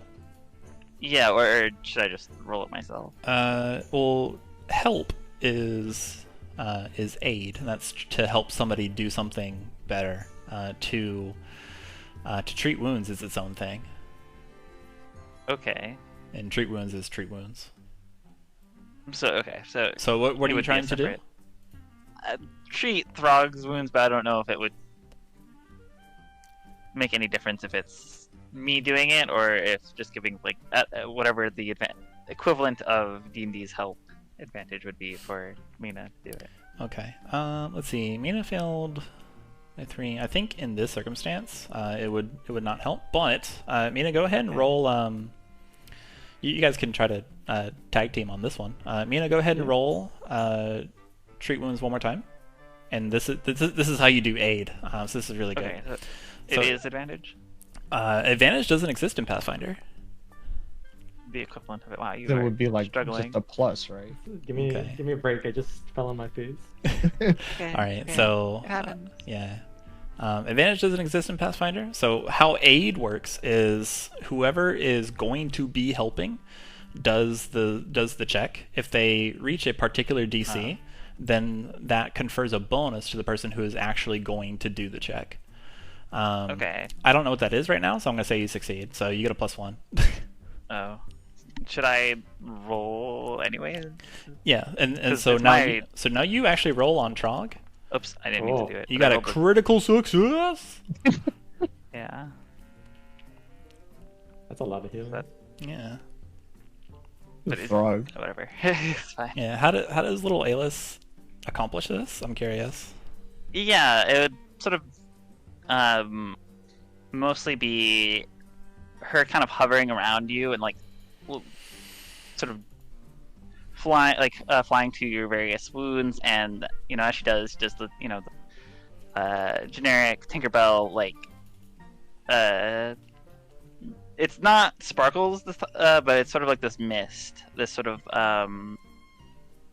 faded pastel colored mist that would sort of fall around you and cling to your wounds, and they would start sort of knitting themselves back up together a little bit. And she'd be like, "Oh, you were cut here, and oh no, bruised here, and oh, well, there's this behind your ear."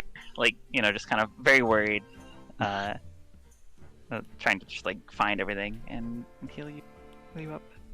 Zelda showing off found item for every new wound. Throg feeling the reinvigorating energy. His eyes are wide open now, and he's like, "I feel great." Wait, my sheath, my scythe. They damage it. And he pulls it out from behind him to check on it real quick. The handle's a little singed, but it's fine.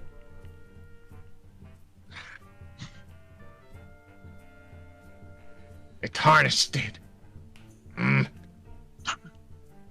Doing another lights back up the way, do we see the guy who threw things at us? Unfortunately, no.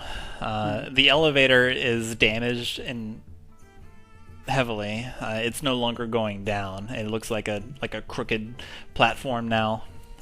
You throw your lights up there, you just see the elevator shaft. Where is Looks that? like there's no going back up. We Where is may that be punk? stuck here, and they seem to be gone.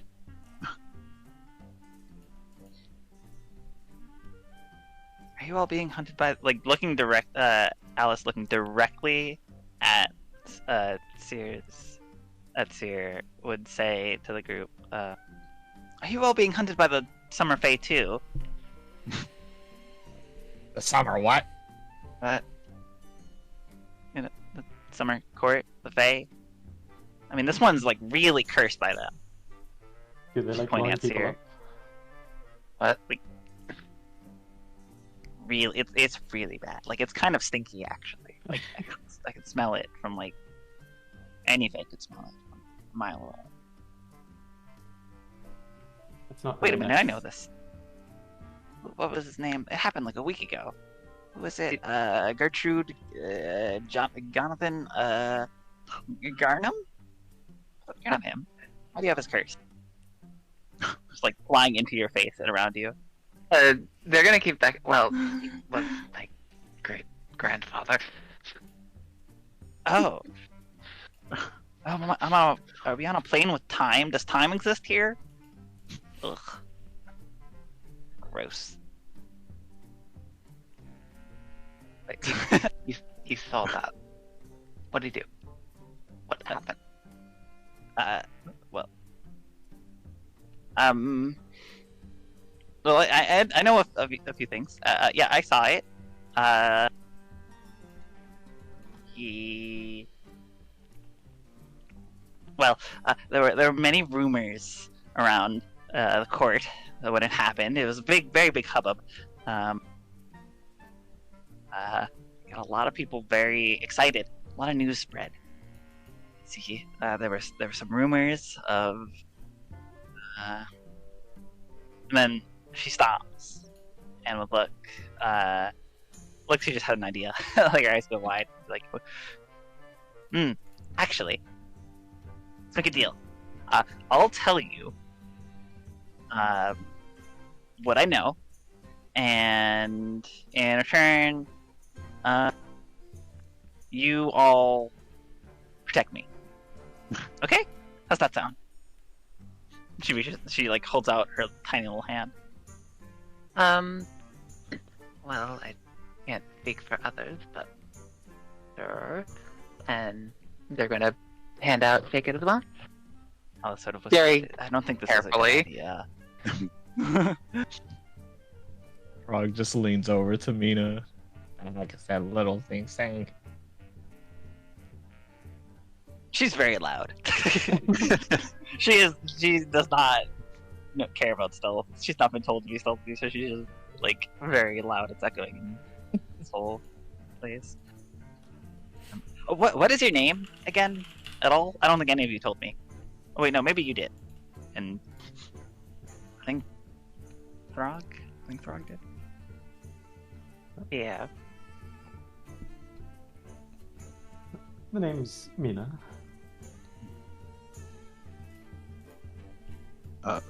Mon still kind of just digging through the pile of mushrooms, looking for some good specimens. We'll pipe up.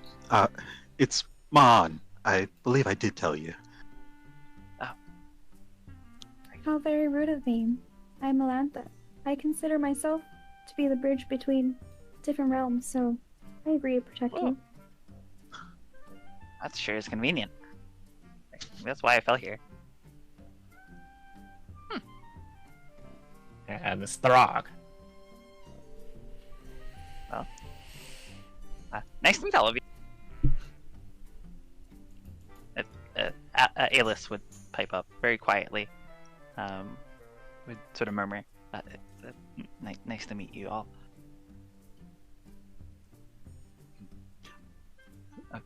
Don't mind him. He's just shy. Doesn't like attention.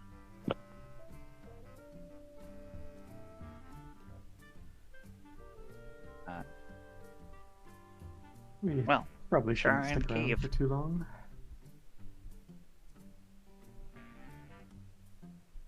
Hey, what's I over guess this we way? only have really one way to go now, huh? I say we get back up there and then we punch a couple of folks. Won't protect you if you run ahead. One more moment, please. She's like actually just running and like grabbed Alice's hand, like arm, and like dragging him behind her, and they're just like full sprint, just like running up the hallway or down the cave. Yeah. They would notice afterwards and start trying to follow them.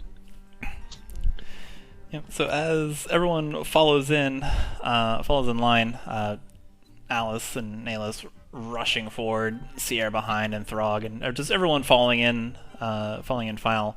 You notice where the flash beetles have gone. They have gone into this next extra part. There are strange silken fibers, large, like tube.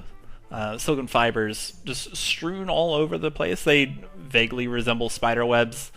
The flesh beetles don't get stuck in them, but they do seem to be a little slower going as they move around. In the darkness, you can see a flash beetle, their bioluminescence illuminate a very rotund-looking person. They appear to be sleeping on the floor, just flat on their back, with a chair toppled to the right.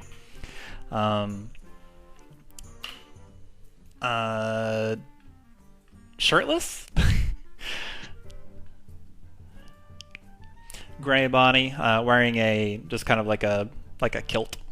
But you can see their body rise, their chest rise and fall as they take in breaths, as the flash beetles kind of scurry around, jarred by the jarred by the explosion. But definitely someone is here. So Which now, one of us is the biggest?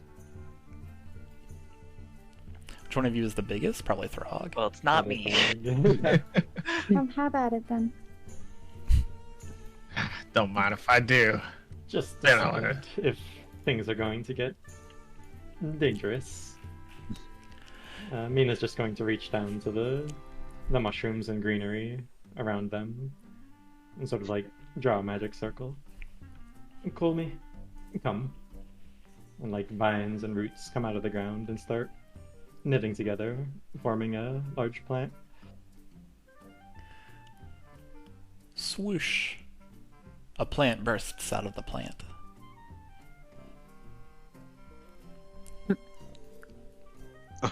Mina just makes like a come here motion and starts following the group. Let's see. Yeah, Throg, Sierra, Alice, and Alice, as you guys maneuver forward, a Yeah, bright... there's a trying to chase the Eli. a bright flash temporarily blinds your vision. I need a fortitude save from you all up in front. Dang! Attributes. Ugh, God. Right. They both do it, so give me a second. The dice rolled high. And just... Okay. Fuck me. Ah! Alright. Everyone but Sierre. Sierre, you bring your arm up just in time as you're eyeballing the two flittering sprites ahead of you. They move over the beetle, and you notice it starts surging with light energy, and then camera flash. Throg and Alice and Alice are dazzled for a minute.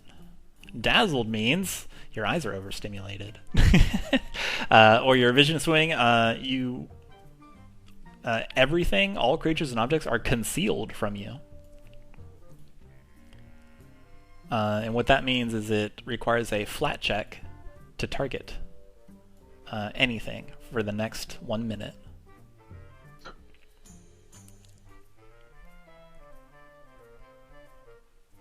And the cartoon stars yeah spinning around their head, their eyes are spirals. And also the beetle doesn't like you, so it's going to kill you. I was gonna say Throg's already pissed off, so he's about to if he can try to swing. I can't believe the beetles were evil.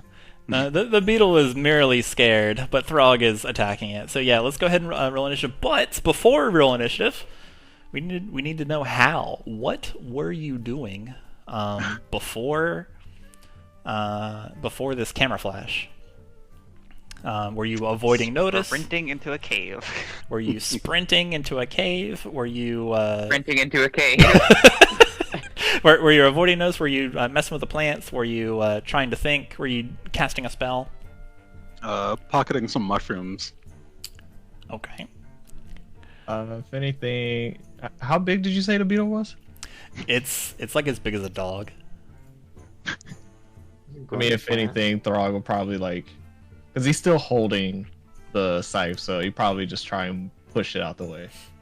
Okay. Oh yeah, you're holding this up because you went and checked it. We'll give you a little free draw action there.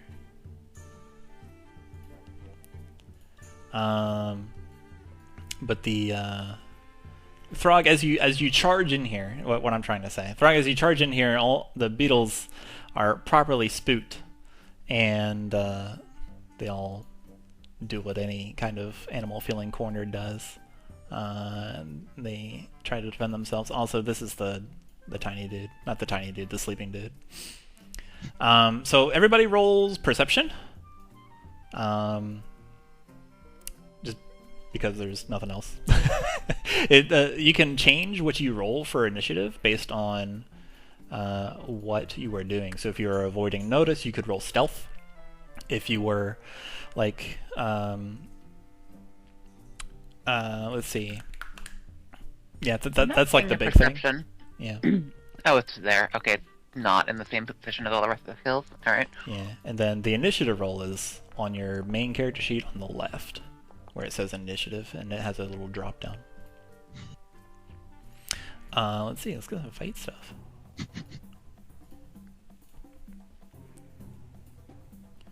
Oh, and then let's see here. The way you put yourself into the encounter thing, if you forgot or don't know, is just on the right. You've got a little cross swords icon. Moth already found it. Good job. So, because would mine be technically like athletics or acrobatics if I'm pushing it? Yeah. Yeah, that's fine. You're just trying to push the bug out of the way. Sure. Yeah. I assume we'd have. Do we have any disadvantage for being dazed?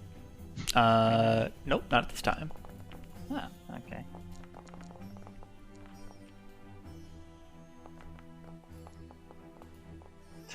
That seems accurate.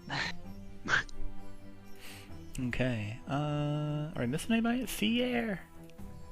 Hey, I already did. I rolled first. I got an 8. Yeah. Oh, sorry. Yeah, it's just showing blank. Yeah. Say that a second after Mon. Yeah. Yeah. We'll I'll put you at an 8. There's a specific button for initiative. Instead of on the proficiencies tab, it's on the left on your character sheet in the little banner side panel thing. Yeah, that's what I clicked. Oh, it didn't put you in. Weird. Okay. It did. But I think you clicked the basic perception. You and click not the one initiative that's above perception. it, which was perception. No. Because it's Oh. Oh, I That's what might it have. says. yeah, because it's yeah. showing you Okay. perception check. I did that by mistake. Okay. too. I assume I did because it's saying I already rolled initiative and I can't do it again. Yeah, I put you in at the Okay. Okay. Let's see here. So, let's fight. Throg! Very narrative. So yeah, you're this beetle's in your way. This beetle that just flashbanged you, robbing you of your clear sight temporarily. Take it away. As frustrated Okay. as you are. So when dazzled, so it takes a flat check. Is that an action or is it free? The flat check does not take an action. It's just in addition to what you're trying to target. It happens every time you try to target something.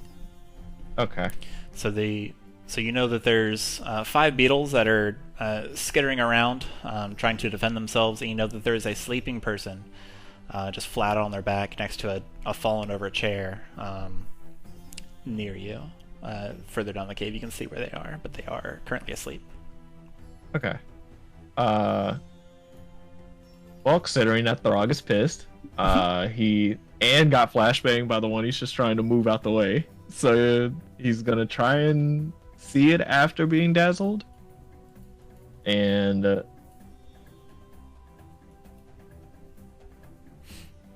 can I shove it with the scythe? Yeah. Okay. You're let's see here. Yeah. I want to try to shove it with the scythe. Okay. Your scythe doesn't have the shove trait, so like there's not going to be any it's bonuses or anything. But yeah, you can still shove. So yeah, that's an athletics check against. I see now. I was looking at it from the macros, so I didn't realize that it doesn't technically. It just applies like the bonuses in general. Okay.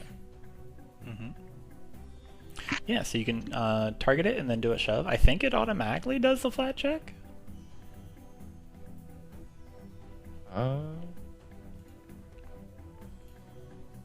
Okay, yeah, I believe. Wait, is it assurance?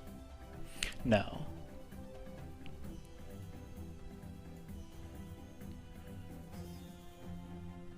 It If you doesn't look like it. It does the flat check. well, roll it first. I'll roll it to see. Okay, shove. No, it does not. Okay. Type roll slash. Slash roll 1d20. The DC for concealment is 5.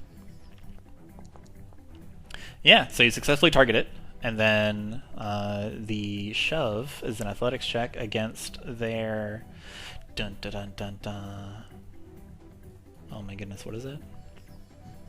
It's against their fortitude, which unfortunately does not succeed. It's a big beetle. A 13 is not going to be enough. Okay. I mean, in that case, then he just frustrated. Then Throg just swings at it with a strike. Okay, it's one action to shove. This is your second action. You've already done something with the attack trait, so your swing now is going to have the multi-attack penalty. Right. So it would be +4 instead of the first strike, which is +9. Correct. And then concealment, you're targeting it again. The concealment check happens every single time. So roll a flat check. Okay. Go ahead and roll that first then. Yeah, sure. Or I think you have to get a 6. Whatever. We'll let it go through.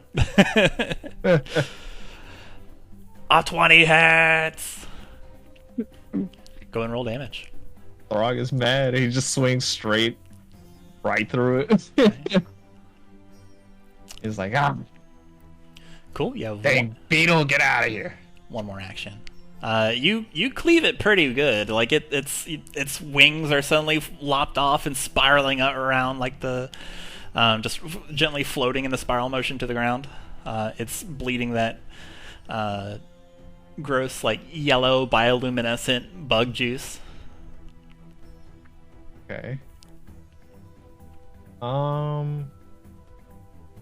is there anything I could do technically for the dazzled, or? Let's see. No, the dazzle lasts for a minute. If you had something that just clears dazzled, then yeah, but unfortunately not. But there are many things that you could do that don't require a target. You could try to demoralize, shout at it. That's not really a target, even though it is a target. I'm not going to apply a concealment to it. You could stride, you could step, you could do quite a few things. You could recall knowledge. You could learn about these beetles. You could learn about. You can try to see what's sleeping over there. All sorts of stuff. Yeah, I want to do the recall for sleep. There it is. And what are we recalling? The beetles or what? No, recalling if Throg has ever seen this sleeping entity. Okay. In the middle? It definitely is an obese person. They're round, rotund. Orbular. They are orbular. They don't really look any different, and you can't recall of anybody that you have met that had the color body they do. Except for, I mean, there are some gray-skinned orcs, but this doesn't look like an orc, so you're not quite sure. Alright. And then that's your 3 actions. That's it. That's it. We go to the flash beetle. This beetle is going to, let's see here, step. It's going to stride. This is difficult terrain, so we can only move just this much. It's going to stride over here, and then stride again. Come on. What would you like to do? You see your orc friend attacking a beetle. Sees a flash of light and a fight with some bugs. Are you all picking fights with the beetles? Not deliberately. Beetles and sprites are natural enemies. She says blinded. Well, in that case...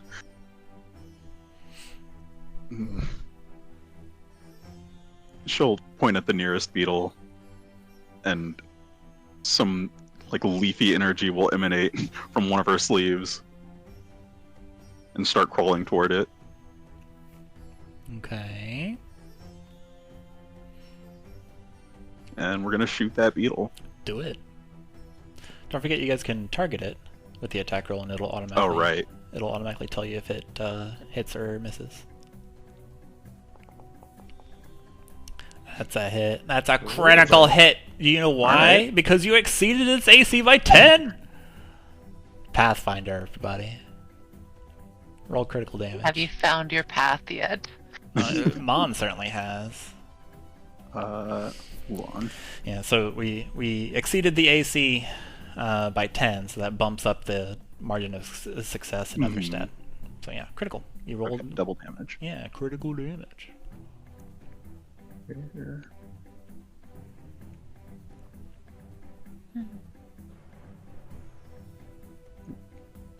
Roll damage? Oh. There we go. And then just double that, I guess? There wasn't a critical Yeah. option for that spell for some reason. Yep, Okay. it just double. Oh no. Pew! The beetle is no more as the leafy energy takes it and Oh goodness. consumes it.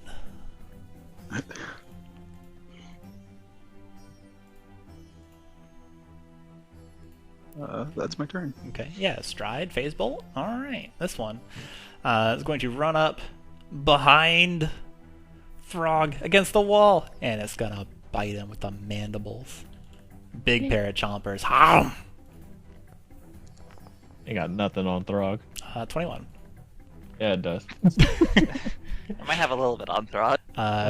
2 damage as the mandibles clomp into you, and then it's gonna batter you with its horn next. Look out!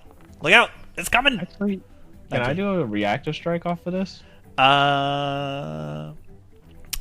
Because yeah, it strode from here to here. That's a move action inside an area you threaten. You can. Cool. I always do that. Yeah, go ahead. Hit it. See if I care. Does this apply with the multi-attack penalty, or is it just the full amount? Yep, it does not. Oh, really? Yeah, reactive strike does not do multi-attack. Oh, right, it's not different. But if it, like, happens What? on their turn, I guess that would never really happen. Oh, whoops. I'll give you a hero point just because reactive strike. Go ahead and reroll it if you want to. You get the hero point no matter what, but if you want, you can reroll it.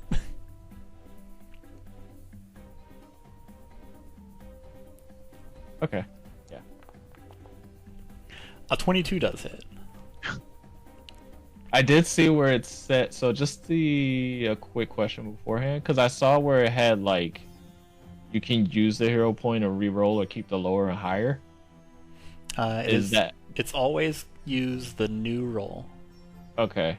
I just happened to see that, so I was like, oh, I wonder if that's like an addition or not. Is that how the hero Yikes! point works? Yeah, you cleave this beetle in twain, dude. The beetle is rushing up to bite, to nip at your ankles and bite at your and tear your clothing, but you pin it to the ground. It wriggles a bit and then stops moving. But then here comes another one. Take that, dumb beetle!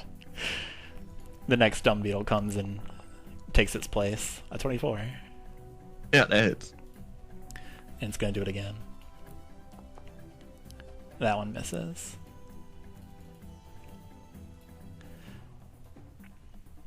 There is some grumbling. This is some good cake. From the person sleeping. Alice, what would you like to do? Okay. So, first off... sorry. We'll use Act Together. Where is it? I'm looking at Alis's sheet. Yeah. Show us how a summoner operates. Uh-huh. Because I don't. I need to pop these out so that I can do this properly. Alright, act together. So, okay. Alice is going to effectively, well, kind of shove Alice back. And by that I mean Alice is going to move back some space.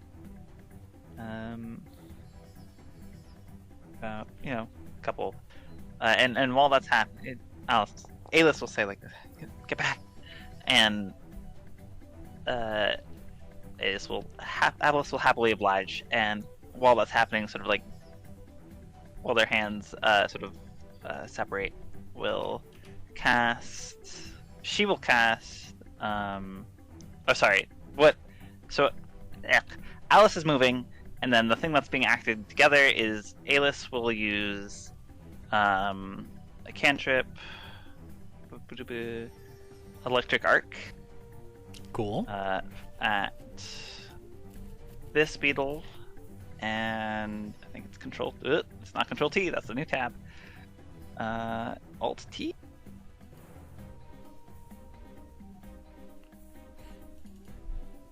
I just roll a separate one. Let's Shift see. T. There we go. These two. Basic reflex. Two beetles. Shabam.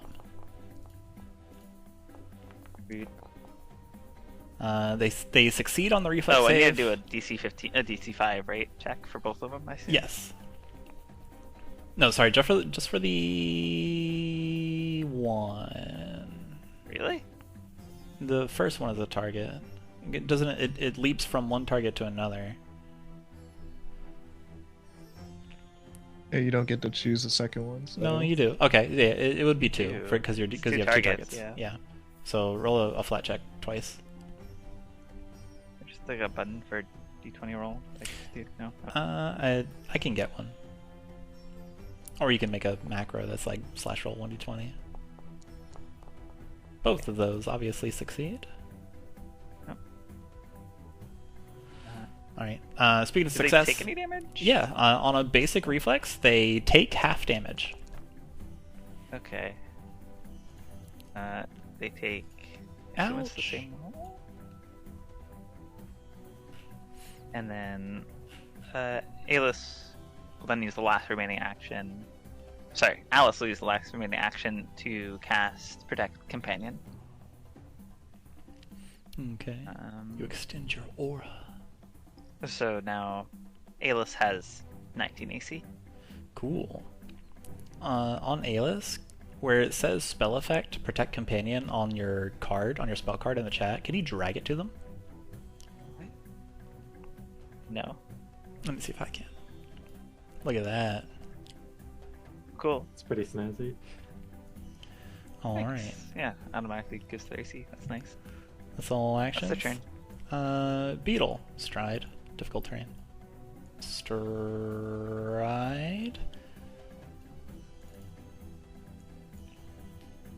Your arch enemy attacks. Alice is wearing beetle-esque carapace's armor. Skitter, skitter, skitter. The beetle lunges through. Oh no! Misses completely. Alice deftly deflects the beetle.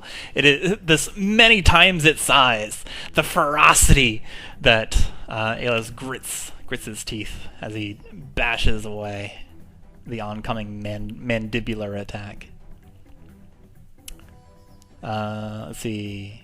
Sierre, you notice the melee in front of you with Throg and this tiny person. You see a very large person beginning to wake up. They're going to look to squeeze back, see that behind them is clogged. Well, you could move in Alice's space. They could. Or Alice's space. I mean. They could. Going to look at the situation and decide they want to keep to their word. And I can target that guy. Cool.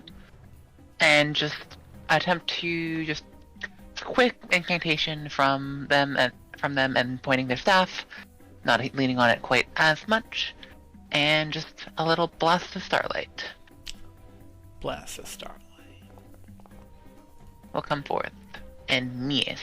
Unfortunate. The blast of starlight dazzles the cave area, briefly lights it up. You see the rotundity stirring. But unfortunately, And- miss. I just kind of try to squish themselves further into the wall. Okay. Let's see. If you're not like moving, you can try the take cover action if that's what you're after. Yeah, sure. Okay. Yeah. So if something comes at you, kind of like from here, then yeah, we'll give you cover for it. Okay. That's their turn. Mina, what say you? There's beetles and There a are. stirring. Several beetles. What would you like to do? I think Mina is gonna act together to also shoot an electric arc at the two closest beetles. Electric personalities over here. Yeah. Okay. Let's see here. So, reflex on the one on the right. The one on the left. They both succeed, but go ahead and roll damage.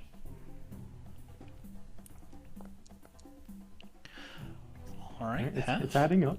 Yeah, it is, definitely. I mean, that's value. You're hitting 2 targets. The other action from Act Together would be Colmy striding forward. And then Colmy's gonna take a swipe. Yo.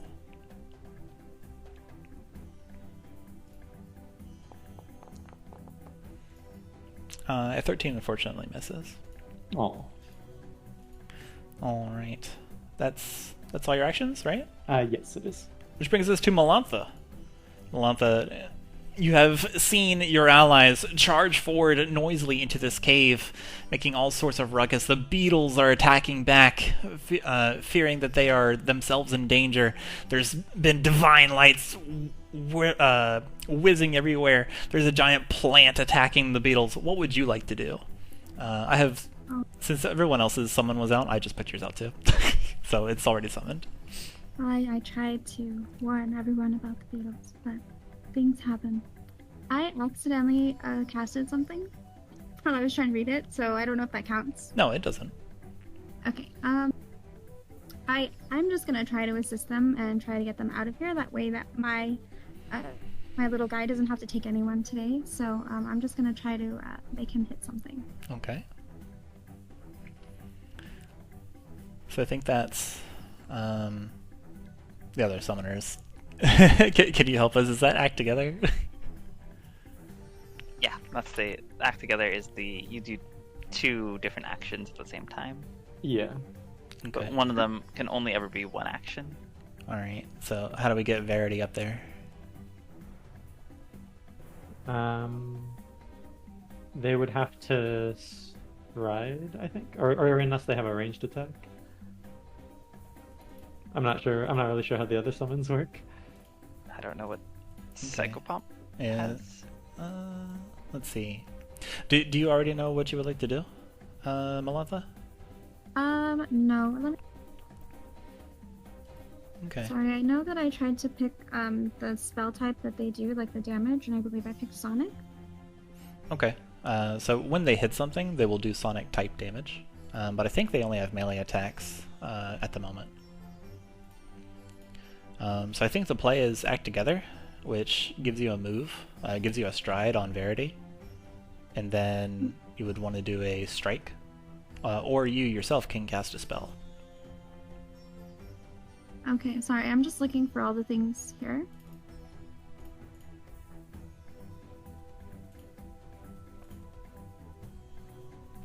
Yeah, act together. So let's see here. Either you or your idol on text action or activity that uses the same number of actions. The other takes a single action. So you can spend up to 2 actions out of your 3 total, because you gain 3 actions every turn. So you can spend up to 2, and then you can give yourself the 2, or you can give Verity the 2. And then, Okay, and then the other one of the pair has 1. so I think that I'm gonna try to cast Seed Pod, and then have my Psychopath just attack my Psychopath. Okay. So let's see here. So Verity, you want to stride? Where do you want to go? Where do you want to put Verity? Just like directly in front. I'm sorry, I can barely see the little map. Just a little bit in the fight over there, and There you I'm go. trying to keep myself at a distance where. Okay. I moved you briefly so you can see where everybody is. Okay. You can zoom in and right-click and drag to move around if that's make anything easy for you. Is this one my little guy? I don't want to move someone else's. It's my Oh, that's little me. guy. Oh, I'm sorry. That's Alice. You can't technically move anything that you don't own. Yeah, so no worries Yeah. there. So you can select Verity, and then you just place them wherever you want. Within, Just let's click see, and drag. what is Verity's moving? Okay. So Verity has a 25-foot move speed, so we can put them Here's a valid spot, by the way. in any of these 3 spots. Well, this one, any of these 4 spots. That spot like near me works. I'm sorry, I actually can't find him to move him. I'm sorry. Oh, right here. There you go. Can you see him now? Okay. Yes, I thought he was the tiny one, like Alice. Alright, so that's a stride, and then we want to do a strike with the primary attack or the secondary attack? With the Seed Pod? Oh, the seed pod is from you. Oh, then just for his primary, just his basic one. Okay. So if you click on Verity and then hover over the beetle that you want to hit, and then press T, it'll target it. And then on Verity's character sheet, in the actions menu, the little arrow tab, you can hit strike +7.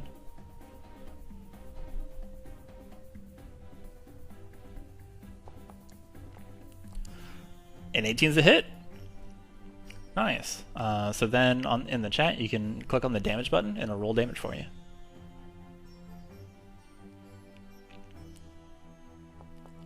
Nice, max roll. Nice. Hey.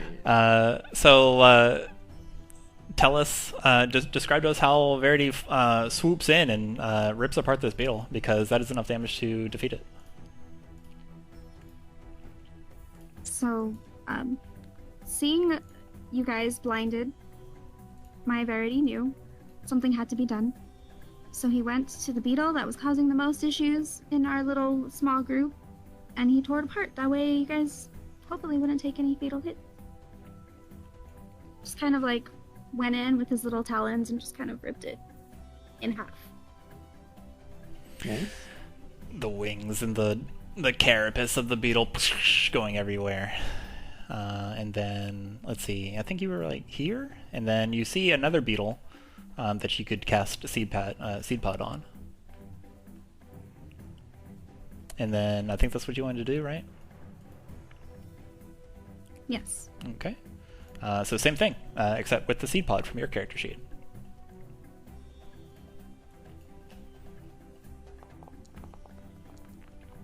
That an 18 still a hit. Yeah, absolutely. Roll damage. Oh. 3 is enough to defeat it. Tell us how you defeat the beetles with your seed pod. So I just threw some seeds out, and they kind of just explode, and he just went boom, just like us. You get a hero point for making me laugh. Alright, reminiscent of the exploding barrels in the elevator. Pop, pop, pop, pop, pop, pop, pop. All of the explosions thanks to this beetle. Let's see. And the beetle is no more. There is only one more shining its bright light. Often next to the thing. Let's see. So that was act together. Summoners. Are there any more actions for Malantha, or is that it? You effectively get 4 actions. Just one of them has to be separate. Okay. I think we did take 4 actions because Malantha's here now instead of here. Yeah, because you Did moved they attack, attack? moved attack. Yeah, with the seed pod. All right. So yeah, we're good. That's your turn. We did it successfully. Next. Team. Throg. You see the sleeper awaken. Is it standing or is it still prone? He has sat up, effectively prone, but yeah. You hear a groggy, "Oh, what's going on over there? What's all the ruckus?" Oh. Hey, I don't think you're supposed to be down here.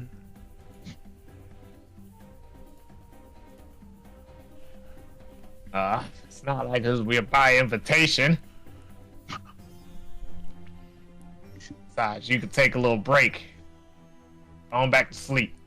And Throg goes up to him and then I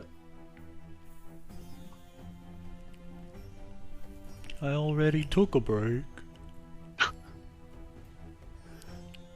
okay. So I want to strike, Yeah. but with the blunt side of it to knock him out. Sure. That is something you can do in Pathfinder by default. It's called non-lethal damage. You have a -2 to your attack roll accuracy. As a macro, or You can just key it in. As Probably a, just circumstance bonus, yeah. Yeah. -2. Just hit -2 when you go to roll it. But I need you to roll a flat check first because you're dazzled. How long does the dazzle last? This particular dazzle lasts a minute. Yikes. I might. Oh wait, 1d20, right? Yep. Sure. You can. Yeah. Target. Cool. Get him. Then I add the -2. Somehow, when someone is prone, they are incredibly easy to hit. Sure, yeah, 21 hits. Go and roll damage. This is non-lethal damage. Dang!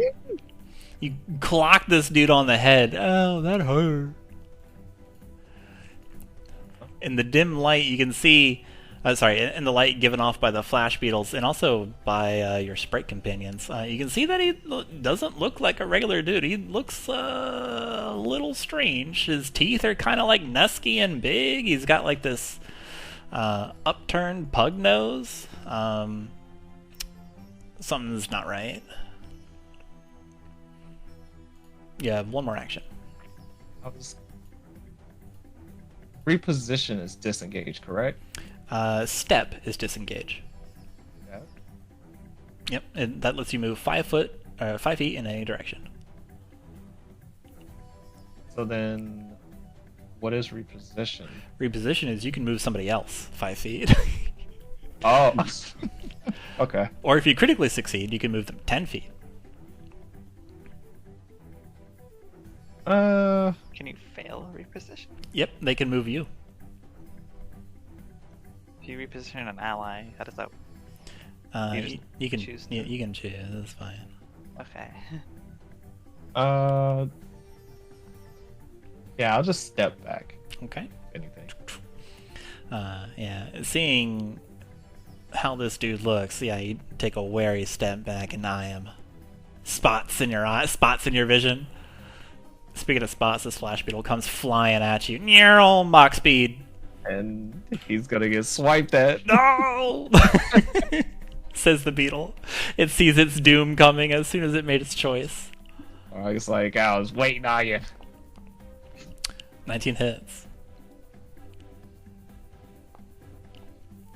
That's enough. The beetle flies towards the air, and then with a quick snip of your scythe, you reduce it to to flaky wings and flaky chitin. Buzzes down to the ground. Hey, that was all my beetles. I don't like you anymore. You can see him starting to get up. Mon!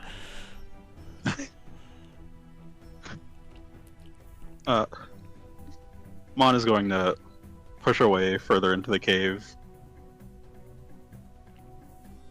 Look at this big guy. Very hard. Pretty big. And infiltrate his mind. Whoa! Oh, infiltrations? It's probably best you don't try to fight back.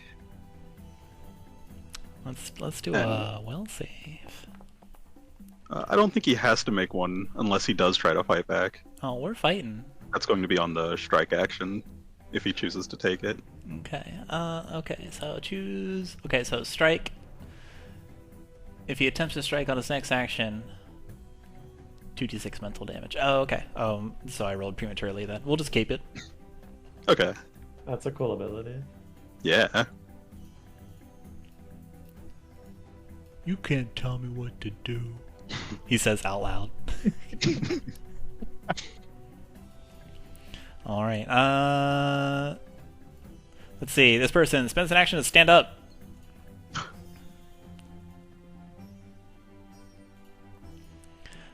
Spends an action to stride towards Throg.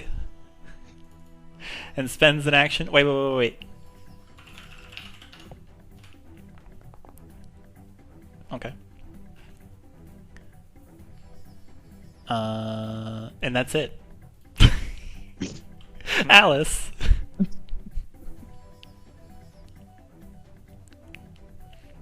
As you see this person step into the light of the bioluminescence that's spilled everywhere by now over these over the floor and over these spider web looking silk threads. This person comes into the light. They look kind of gnarly. Like they've got like a fishing net around their left leg. Their rotund body has a couple bumps or boils that shouldn't that are not normal. They're huge, and teeth kind of falling out of their mouth, just huge, not tusks like Throg has, but just huge incisors, like a hamster.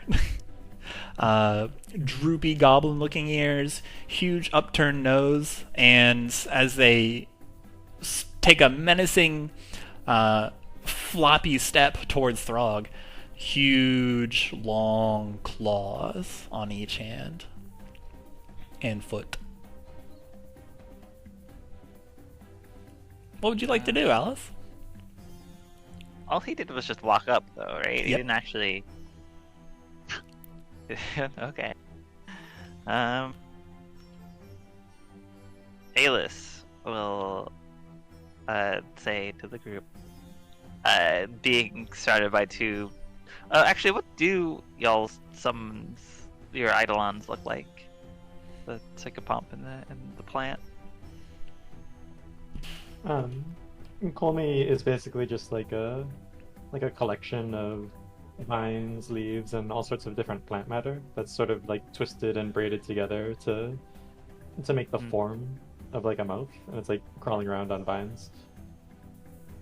Okay. Verity is kind of looks like a cloaked bird, just completely dark red eyes gazing from under it. With like the cloak becomes the wings when Verity is flying. Nice. Alright, yeah, Alis would look around themselves, notice that the two things are like kind of surrounding him. They could look around like, are these things on our side? Oh, Colmy is harmless, don't worry. Okay.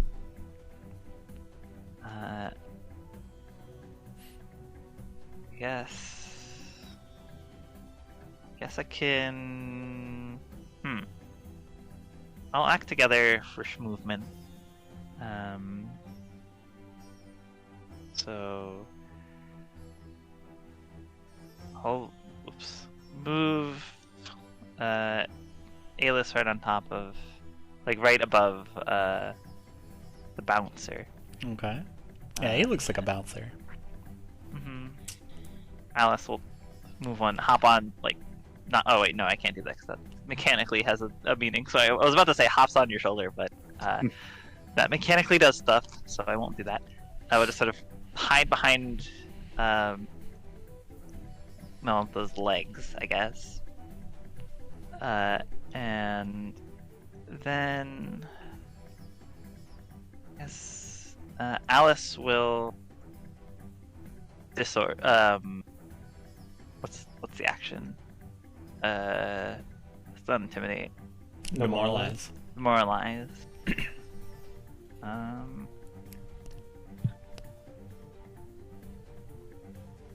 have to target.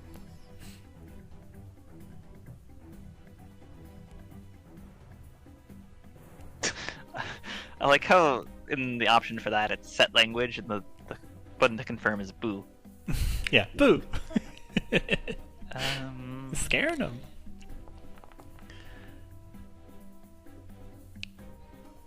It does not work. It doesn't speak common. Wait, what? Let's see. Failure by. It does speak common, but it's still a failure. Okay. I think it's because. Whatever. Yeah, I'll just give it the common language so that it doesn't happen again. But it's still a failure. It should. Is it at a 12? Still failure? Yes. Okay. Yeah. Alice would just say, "Hey, you're kind of looking a little, I don't know, weird. Can you just let us through?" And it does not work. And then I guess Alice will just. Well, it hasn't actually stopped us. Yeah, hasn't actually done anything to it. Has taken a menacing step, and it responds to you as, no, you ain't on the list. Then I guess Alice will try and we trip them? Question mark. Okay. With the last remaining action. Hold on, let me make sure I'm targeting, or I have the right fairy selected here. They have different stats for this. Okay, yeah, try to trip them.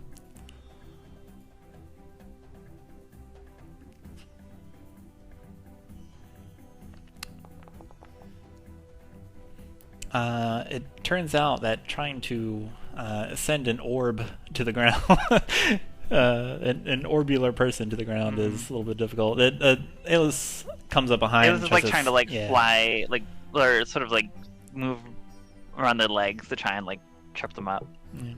Seems to be a little sturdier on their feet in their stance than imagined. Just barely a failure, almost. Oh, it tells you by how much. Yeah. That's nice. So 17 DC. Or would that be 18? No, it's you meet the DC just like normal. Okay. Or just like that other system. Alright, that's their turn. Alright. Sierra, Hello. what would you like to do? They're gonna just kind of look around, move up a little bit. Are the butt is the luminescent fluid? Is it like fading or anything? Yes, but not rapidly. Okay. That's one action used to ride up to here-ish. I feel like emotionally they just kind of want to do, I don't know. I think they don't especially think of this guy as a threat. It is dark back there now, so what they're gonna do is they're gonna make a little sky star in the back, just to illuminate what's going on back here. Okay. Ceiling star. You can see a little dip in the ramp. The hallway turns around and then goes down a couple feet. Probably where you are, you can see some kind of blockage. Just an amalgamation of like stuff thrown together that's blocking a corridor. Okay. And that is 3 actions, so that's their turn. Mina! And call me. Mina is also going to use Act Together for movement.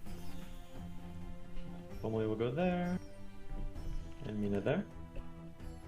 And then Mina is also going to try to demoralize. Okay. Oops.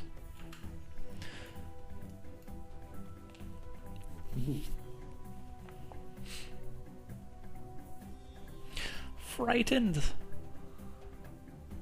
Mina just yells. Oh, wait. Lay down and go to bed, or we'll put you to bed. You targeted Alice. Oh, sorry. I think a 17 is what you need anyway, though. So, yeah, that worked. Alright. Frightened. And then Colmy is going to try tripping him.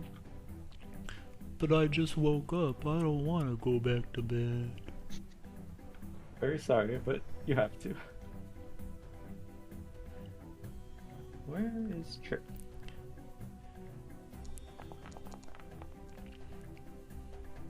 You all keep trying to knock me down when I just started standing up. I'm just gonna get back up again. You can't ever keep me down.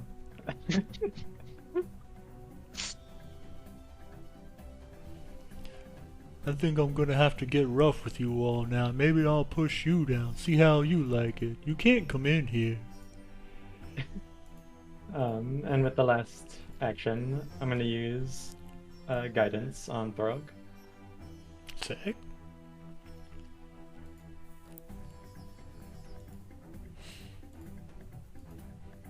You are now guided. That works on your attack roll as well. Alright. 3 actions. 4 actions for you. Malantha! What would you like to do? Is there any way we can just talk with him and just not have to fight? You can try. He seems like he's getting more and more aggressive. He looks like he's about to do something aggressive towards Throg.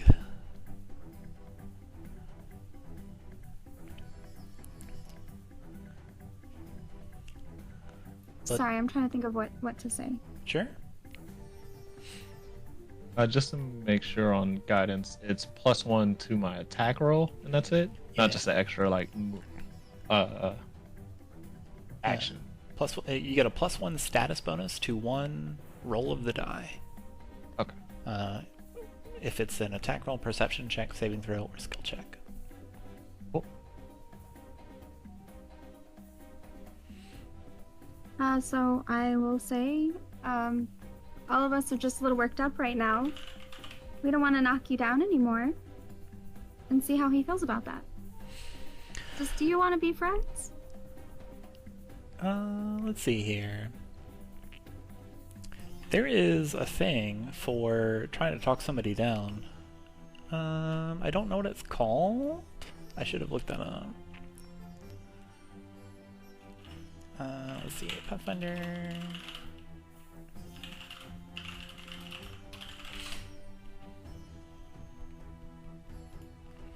Let's see here. Roll diplomacy.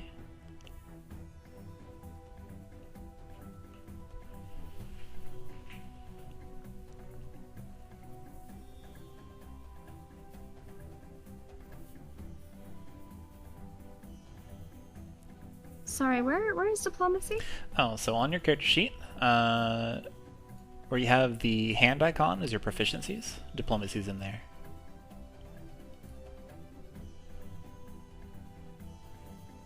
And you can just click on the little dodecahedron icon to roll it.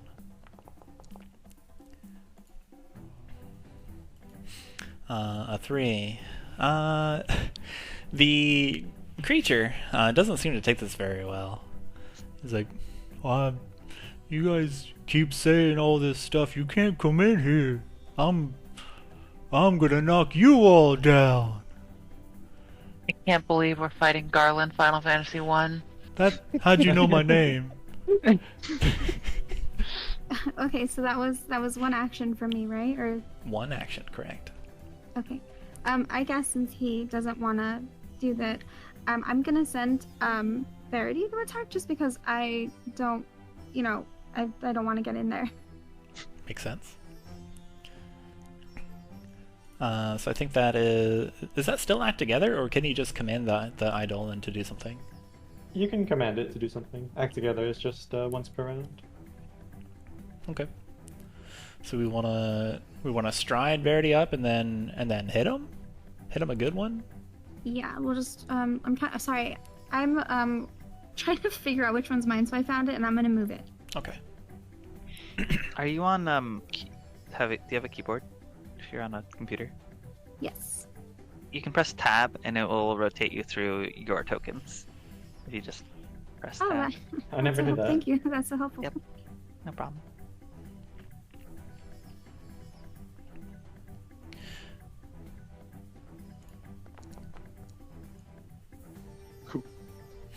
Okay. A 26 definitely hits. I'll move him next to the guy though. Yep, so 26 hits, go and roll damage. Awesome. Oh wait, actually, even better. Because you guys frightened him, 26 is 10 greater than his AC, so you actually crit. Cool. Go ahead and hit critical damage. That's awesome. Very Pathfinder. Uh-huh. Whoa! Oof. Cleaves into him. For the purpose of A-list having to be inside of people hit them, how does flanking work? I'll have to find that out. I do not know that right now. I'll find out. Already breaking rules. Let's go. Nice! Congratulations on your crit. Verity tears through, seeing that he's not trying to listen to Melantha's fair and polite diplomacy. Verity takes matters into his own hands. His own claws. Speaking of which, Throg, those claws are looking mighty nasty. What would you like to do?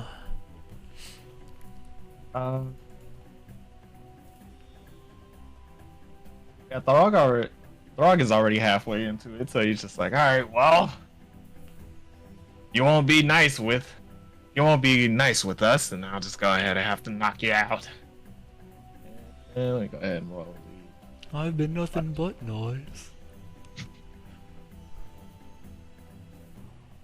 But nice, so then how about you let us go through? No.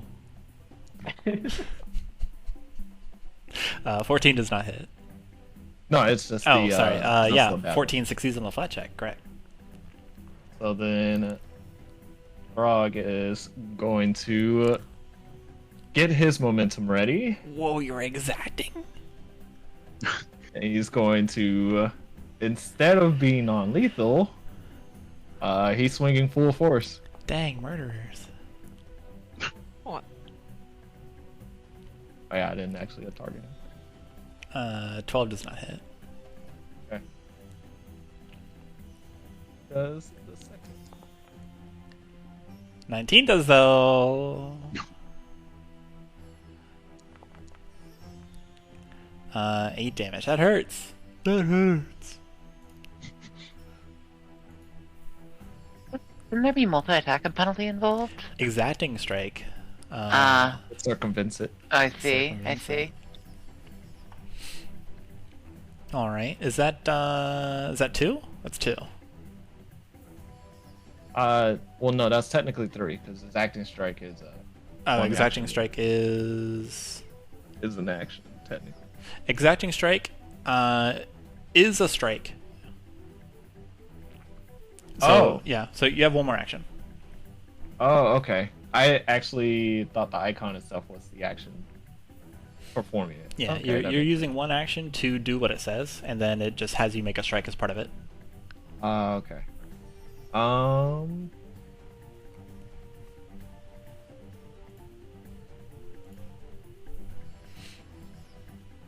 Yeah, if anything, He slaps away your scythe the first time you go, but you use the momentum to make a cunning follow-up attack, and then slice into this bouncer trying to bounce you away. then Throg is attacks, going right? to He's at 2 attacks. But what else would you like to do? move Okay. over by Homie and Verity. All right. Just kind of like goad him. Mod.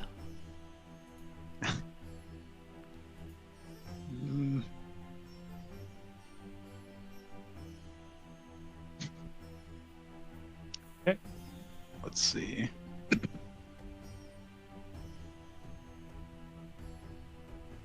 Yeah, I think a little slit on Mon's forehead is going to open up, revealing her third eye.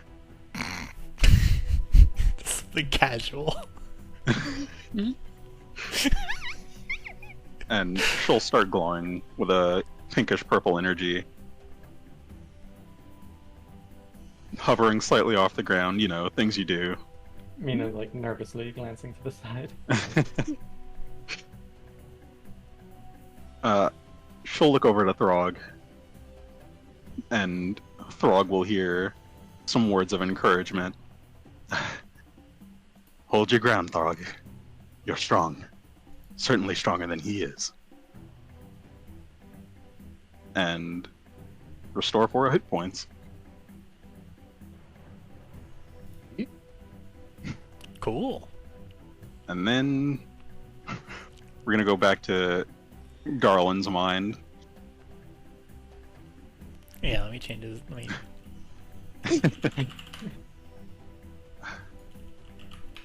It really would be easiest for all of us if you just let us through.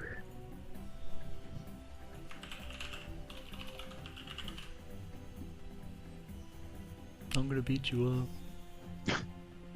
Oh wait, he took 2d6. No, he didn't. No, He didn't. Yeah, He it's didn't. one Yeah, game, never mind. right? All right. What is? Let's see. What are we after? We're gonna roll some strike will. again. 19.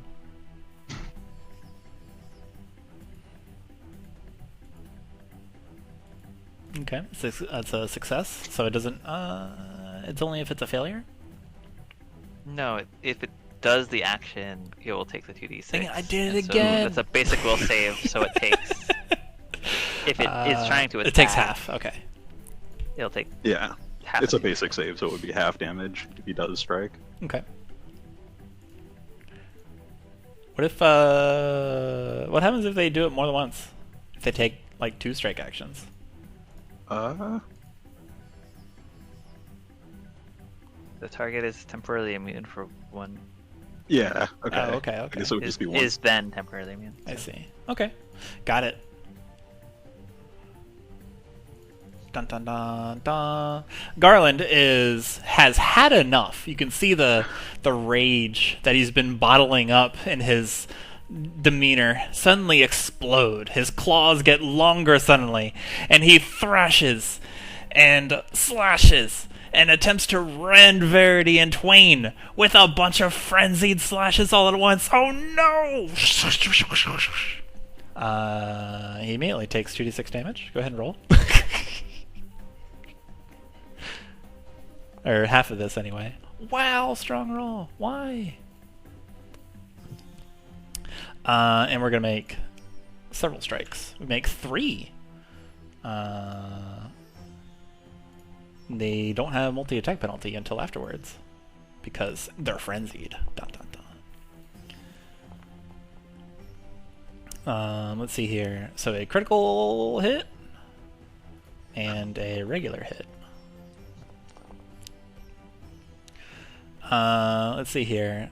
So the critical is 24 total damage, and then the regular is 6 damage. Yeesh. What? Are summoners like lifelink or something? I forget. Yeah, they share an HP pool. Oh. Okay, so a total of 32 damage to Melantha. Or to Verity and via Melantha. Or, no, the other way around. To Melantha via Verity. I think I'm dead. Oh no! Uh-oh. Mina, behind you, you hear a soft puff as Melantha, as Verity apparates out of existence and Melantha falls to the ground. You probably... Are you dead or just on the ground? She's on the ground. Okay. Dying? Question mark? Your dying goes up by 2 if you go... sorry, your dying value is increased by 1 if you are knocked down by a critical hit. So we're dying 2. So the first one was the critical, so it's Correct. By 2 because of that? Okay. Oh yeah, suddenly we're dying 3 actually because there was another one. Well, they wouldn't. If 'Cause they would the be gone first after hit that. took them to 0 HP, Oh they right, don't because exist that for the second. dissipates the eidolon. Yeah. Okay. Just regular dying 2 then. But that's it. Who Frenzied. takes the second hit? Nobody. The frenzied slashes have to be at the same target. Okay. He's just still slashing at the air after Verity is gone. Just the cloak disappearing into fabric. Alice, what would you like to do? Something terrible has happened. The dude, the bouncer's frothing from the mouth now. Alice. He's got murder in his eyes. Seeing Melantha fall around her. They're like, oh no! Get up, please. It's okay. You're okay. And we'll cast heal. Or mechanically, is there any actual difference between healing, like using a heal? If I just do a one-action heal, One what's action the heal difference is between touch. that and treat wounds? Oh, Can I, treat wounds immunity does not apply. Treat wounds Oh, also okay. takes like 10 minutes, doesn't it? Yeah. Yeah. Oh, it's does 10 it? minutes. I can't. It's not okay. It's not something I can do as like a battle action. There's battle medicine for that. Yeah.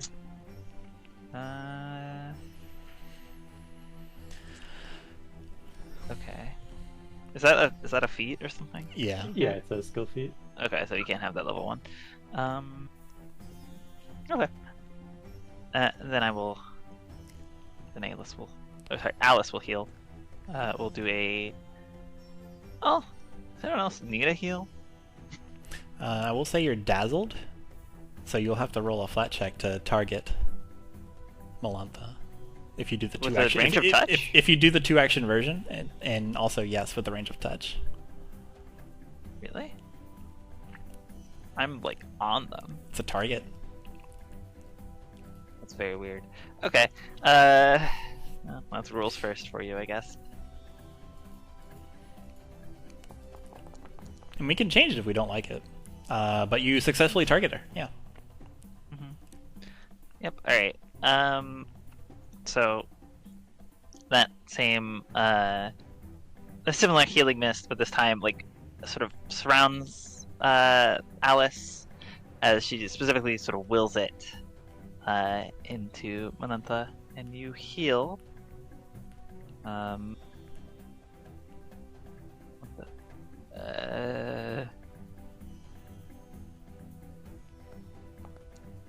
Nice. 4 HP. Melantha. Right? Does this actually help with dying characters? How I get them up? Let's see. So, Melantha, you are unconscious for a moment, but you are brought back from this floating, this floating astral purgatory, and you blink your eyes back open to see a worried-looking, very tiny face in your face. Oh, Alice, thank you. I do not fear death, but I appreciate your gestures. Oh, okay. But I still prefer you to live. It's okay. Meanwhile, I will. Can I say that was done an act together? Just Sure. and then Alice will, while the bouncer, Mr. Garland, Mr. Jack, Final Fantasy, is swiping away at the air, will cast a cantrip. Do it. Ugh, wrong character sheet. Struggle. Of Gouging Claw. Okay. They will. You'd see the same sort of mist, that pastel sort of faded, multicolored mist that Alice uses for healing would sort of apparate around Alice's hands, but it sort of takes a shape. It slowly sort of takes the shape and then forms a, I guess the size of like a kitchen knife. This like serrated, I guess saw almost weapon in both hands, and would strike out at Mr. Jack. Sorry, Mr. Garland. Hold on. Let me make sure I'm not targeting myself. You can do damage to yourself if you want. I'd rather not. 17 hits. Cool.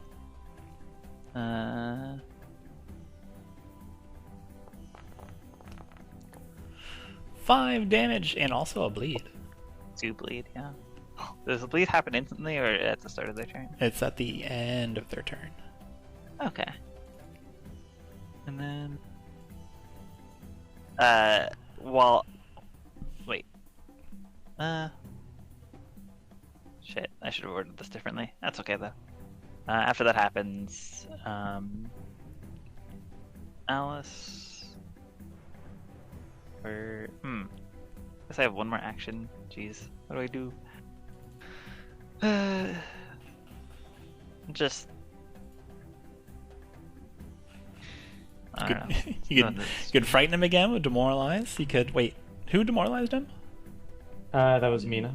Oh, you could frighten him again with demoralize. You could recall knowledge on who or what he is, what kind of creature. You could stride. You could take something out of your pack. You could. I'll try and demoralize. I need to give Alis common. That's okay though. Or I guess Alice could be the one demoralizing him, but it makes more sense for Alis in this situation. So this should only be minus. No, this should be +1. Doesn't matter. Unfortunately not. Alright, one turn. Alright. I just tried to, like, say, stand down. Your response is blah, blah, blah, blah, blah, blah, blah, like Tasmanian devil cartoon noises. Sierra, this person has just violently destroyed one of your companions' companions. What would you like to do about this? They sure have. Sierra's probably going to just have a walk around behind them, just not get too close to them. Okay. And split attention. Then we are going to. I can't target it. There's an Alice. Thank you. Sorry. Ayla's. They're going to, as they just kind of walk. You'd all notice. Well, I don't know if paying attention would notice gravity would stop having quite as much pull on them. Step by step. Going up a little bit higher with every bound, staying in the air a little bit longer. And we're going to have some fun and get a little bit more cursed. So? To try to just beam him in the back with a big 11. Which is to say, reroll. Okay, sure. I forget how to do that. Right click on the spell card. Sorry, on the attack roll card and reroll Found a it. point. That is just enough. So that is 2 damage. For what it's worth, it counts. It's fire and silver if we get all to any of those are resistant. Let's see here. Yeah, the silver part, you acknowledge through your connection with magic that the silver part does have a marked effect on this creature, and it sears into him. And Sierra, tell me how he is defeated, because he was at 1 HP. Nice. Probably. It's not quite the beam like the other one was. This one is a very directed, very sharp beam of sunlight. Not as much sunlight, but it is in theory moonlight. But it's very much coming through. The creature, rabid and raving, is seared by this beam of energy and falls down into the silk weave and expires with a gasp. And as you all look around and see that you're all able to see that there's something a little strange about this person. He definitely does not look like any creature you all have encountered, especially not in your day-to-day life. You hear someone call from down the hall, "Hey, you sleepwalking again? Keep it down and clean up your webs, it's weird." As you look around, you can see that there are 2 ways forward, one to the right and one to the left, down the way, one with a blockage. You can all see that the wounds from this creature that you have just felled is this very dark blackened color, almost like an extremely deep purple. And there's a moment before they simply evaporate away and disintegrate into black flames. Pondering what this could mean and realizing that something is very wrong with this juice bar, that's where we'll end tonight's session. Nice. Cool. Quick mechanics question.